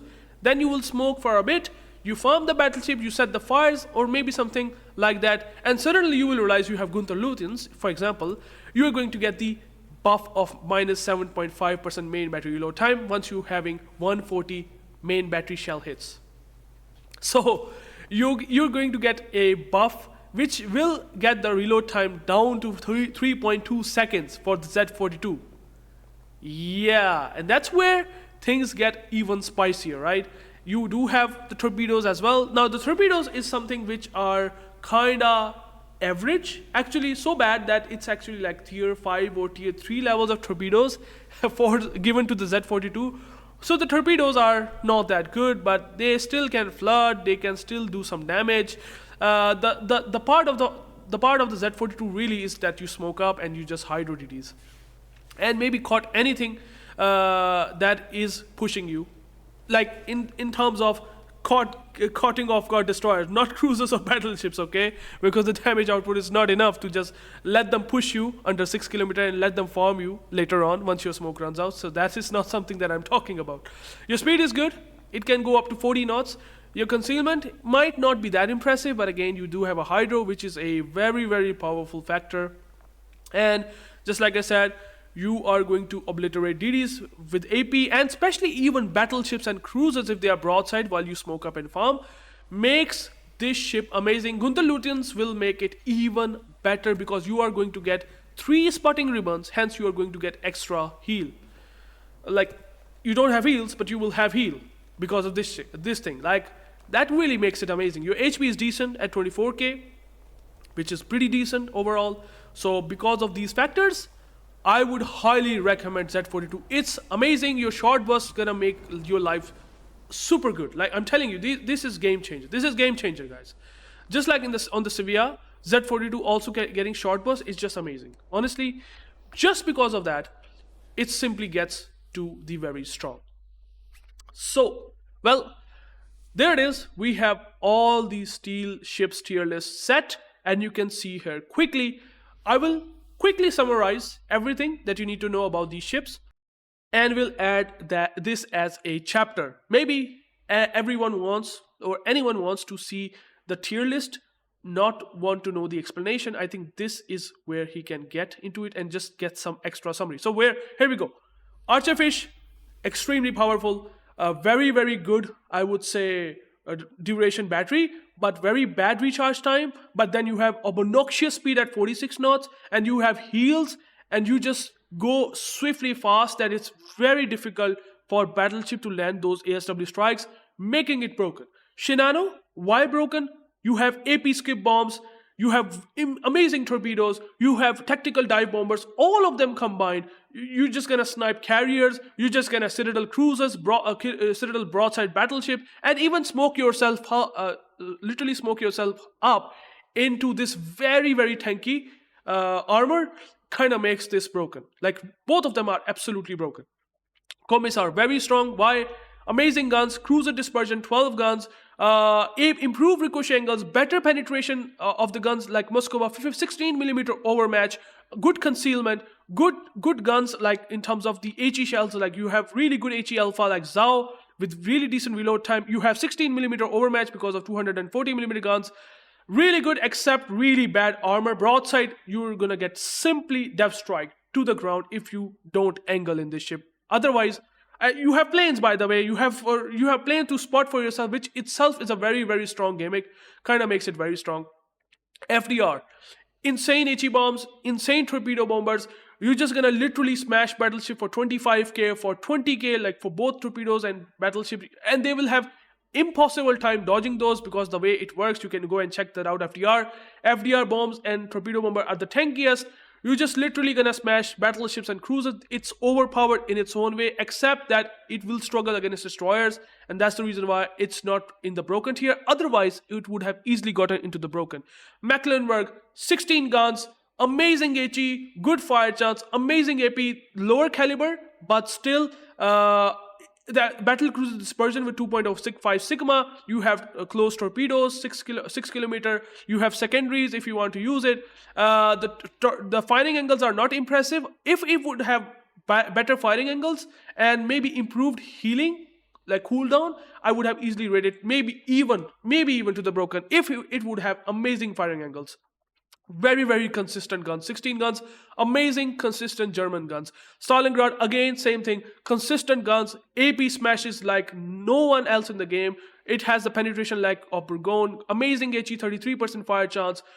Literally smashing cruisers, Citadel and cruisers. Amazing shell velocity, radar. For it's kind of like a battleship with radar. And then you have like really, really good defensive fire. You take down carriers with this quickly, planes quickly. So very, very amazing in terms of the gun performance. No one can come close to the gun performance for a cruiser at this tier. Svea, short smokes, amazing concealment, really good radar. You caught destroyers off guard. Destroyer guns like Ragnar, but man, these guns do hurt like cruisers, like hit hard. You just disengage from one place to another. Farm battleships, no problem whatsoever. You do have short burst smokes, and then you have the very, very fast engine boost to do that. Z42. Concealment, very good, and then you have the hydro that is 6 kilometer. So you caught DDs off guard into that short burst smoke generator. During that short burst smoke generator, you basically caught that DD into hydro, and you will just kill them with HE, and if they are broadside, use them to smash with AP. AP actually penetrate destroyers broadside. Amazing, amazing destroyer. Very strong, very good, very competitive in ranked battles. Will do wonders. Torpedoes are average, but even then, this hydro, really good guns combo with AP, short burst smoke generator makes it worth it. Austin, fun, amazingly fun. SAP, DPM, you can just literally, with the help of main battery load booster, because that's the gimmick, you just literally do 40k damage on broadside battleship in just one main battery load booster, or even in cruisers. You just basically dev strike destroy with the help of SAP, main battery load booster. Amazing ship if you're using that. Otherwise, average ship once your main battery load booster goes down.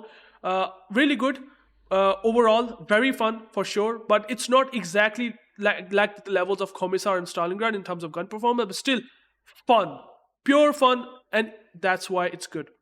Bourgogne, again, very good kiting, farming battleship, 380mm guns, 12 of them. Good accuracy, but not that impressive compared to today's standards. Armor is not good. Speed is amazing. Speed juking is amazing. Play it like a battle cruiser. Still really good guns. Main battery load booster. Perfect ship for kiting and farming. Gato, torpedo boat. More torpedo boat, less homing torpedoes. Playstyle. You basically have 22k torpedo damage. You basically dev strike battleship if you get all torpedo hits. If you like Shimakaze playstyle, torpedo boat playstyle without homing shit, well, you can just use these AP. Use these torpedoes to the maximum potential. So that's where Gato shines. Homing does not comes here. You don't have reserve battery. That kind of makes it not good as the Archerfish. R.Lauria, insane SAP, overmatching 30mm cruisers with SAP, insane, like literally insane. I don't know what to say. The SAP itself is pretty good, but the guns itself, I would say, having battle cruiser dispersion and 1.8 sigma, still inconsistent. The armor is good, but then you have really bad Citadel, slightly raised above waterline, sometimes even more raised, like above waterline. Armor is not that good. On the broadside, tanky. On the deck armor, 120mm. SAP hurts like insane against cruisers and battleships, but the inconsistency of the guns still makes it a bit weird. Still makes it to the strong category. Ragnar, radar and concealment, like you basically spot destroyers at 7.5 kilometer, you farm them, you kill them, and then you farm at long range against battleships and use the speed boost against those cruisers. If you want to farm them, you have 30mm HE pen, you have 152mm caliber guns, so You pen cruisers for sure with 30mm. That's why, because you are chunky, you are clumsy, you are a bit slow once you are not having the speed boost, and since your DPM is not that good enough, you rely on teammates. I put it into the very strong. Incomparable, well, extremely stealthy, but not stealthy against carriers. Extremely fast, but not good on broadside. Like, your broadside is absolutely terrible. You have tier 7 levels of armor at tier 10. You're gonna get even smashed by Komissar guns, 205mm, sorry, 220mm, even Petro guns. Your armor is pretty weak overall. Your concealment is amazing. Your guns are amazing, but they can be wonkier sometimes. 6 shell count sometimes sucks, and I would say here and there some big weaknesses out there. Your citadel damage healing potential is only 10%, even though you have super heal. Not worth it. Plymouth, you don't have short smokes. You have AP. Your firing angles is absolute abysmal. You do have 12 guns, but then you have AP only focus cruiser. You do have a hydro, radar, and smoke, but smokes are normal. Difficult to reposition because you cannot use your guns well if you are using the Plymouth without smoke. The kiting angles are terrible, so you cannot use your DPM as this fight at its best. So for me, it's just good, not that good compared to other ships that I have mentioned. Shikishima, why play Shikishima when you have Satsuma? Not worth it at all whatsoever. You have Satsuma, you have literally Satsuma guns, 6 of them. That kind of not makes it unique now whatsoever. Okay, Vallejo, 6, it's basically a booster, sort of a booster with better sort of shell arcs, with a rapid takeoff spotter plane that does not have access to radar at tier 9. Not worth it at all whatsoever. Both of these ships are not worth it, no matter what, but these ships are just completely broken, and as you can see, I have mentioned everything before in detail. So what do you think about this tier list? Let me know in the comments. It has taken me a lot of time, guys. I also have a bit of a flu, and even then I have created this video for you guys so that you get the benefit of what to expect from these ships out there. Please let me know in the comments, and I will catch you guys into the next one. Peace out. And before peace out, always let me know in the comments, what do you think about this tier list? Any question is welcome. Any question is welcome. I will write the comment myself. I would love you guys to basically comment on my video down below and share it as much as possible so that every other player can get some value for this steel ships tier list in 2025. Peace out.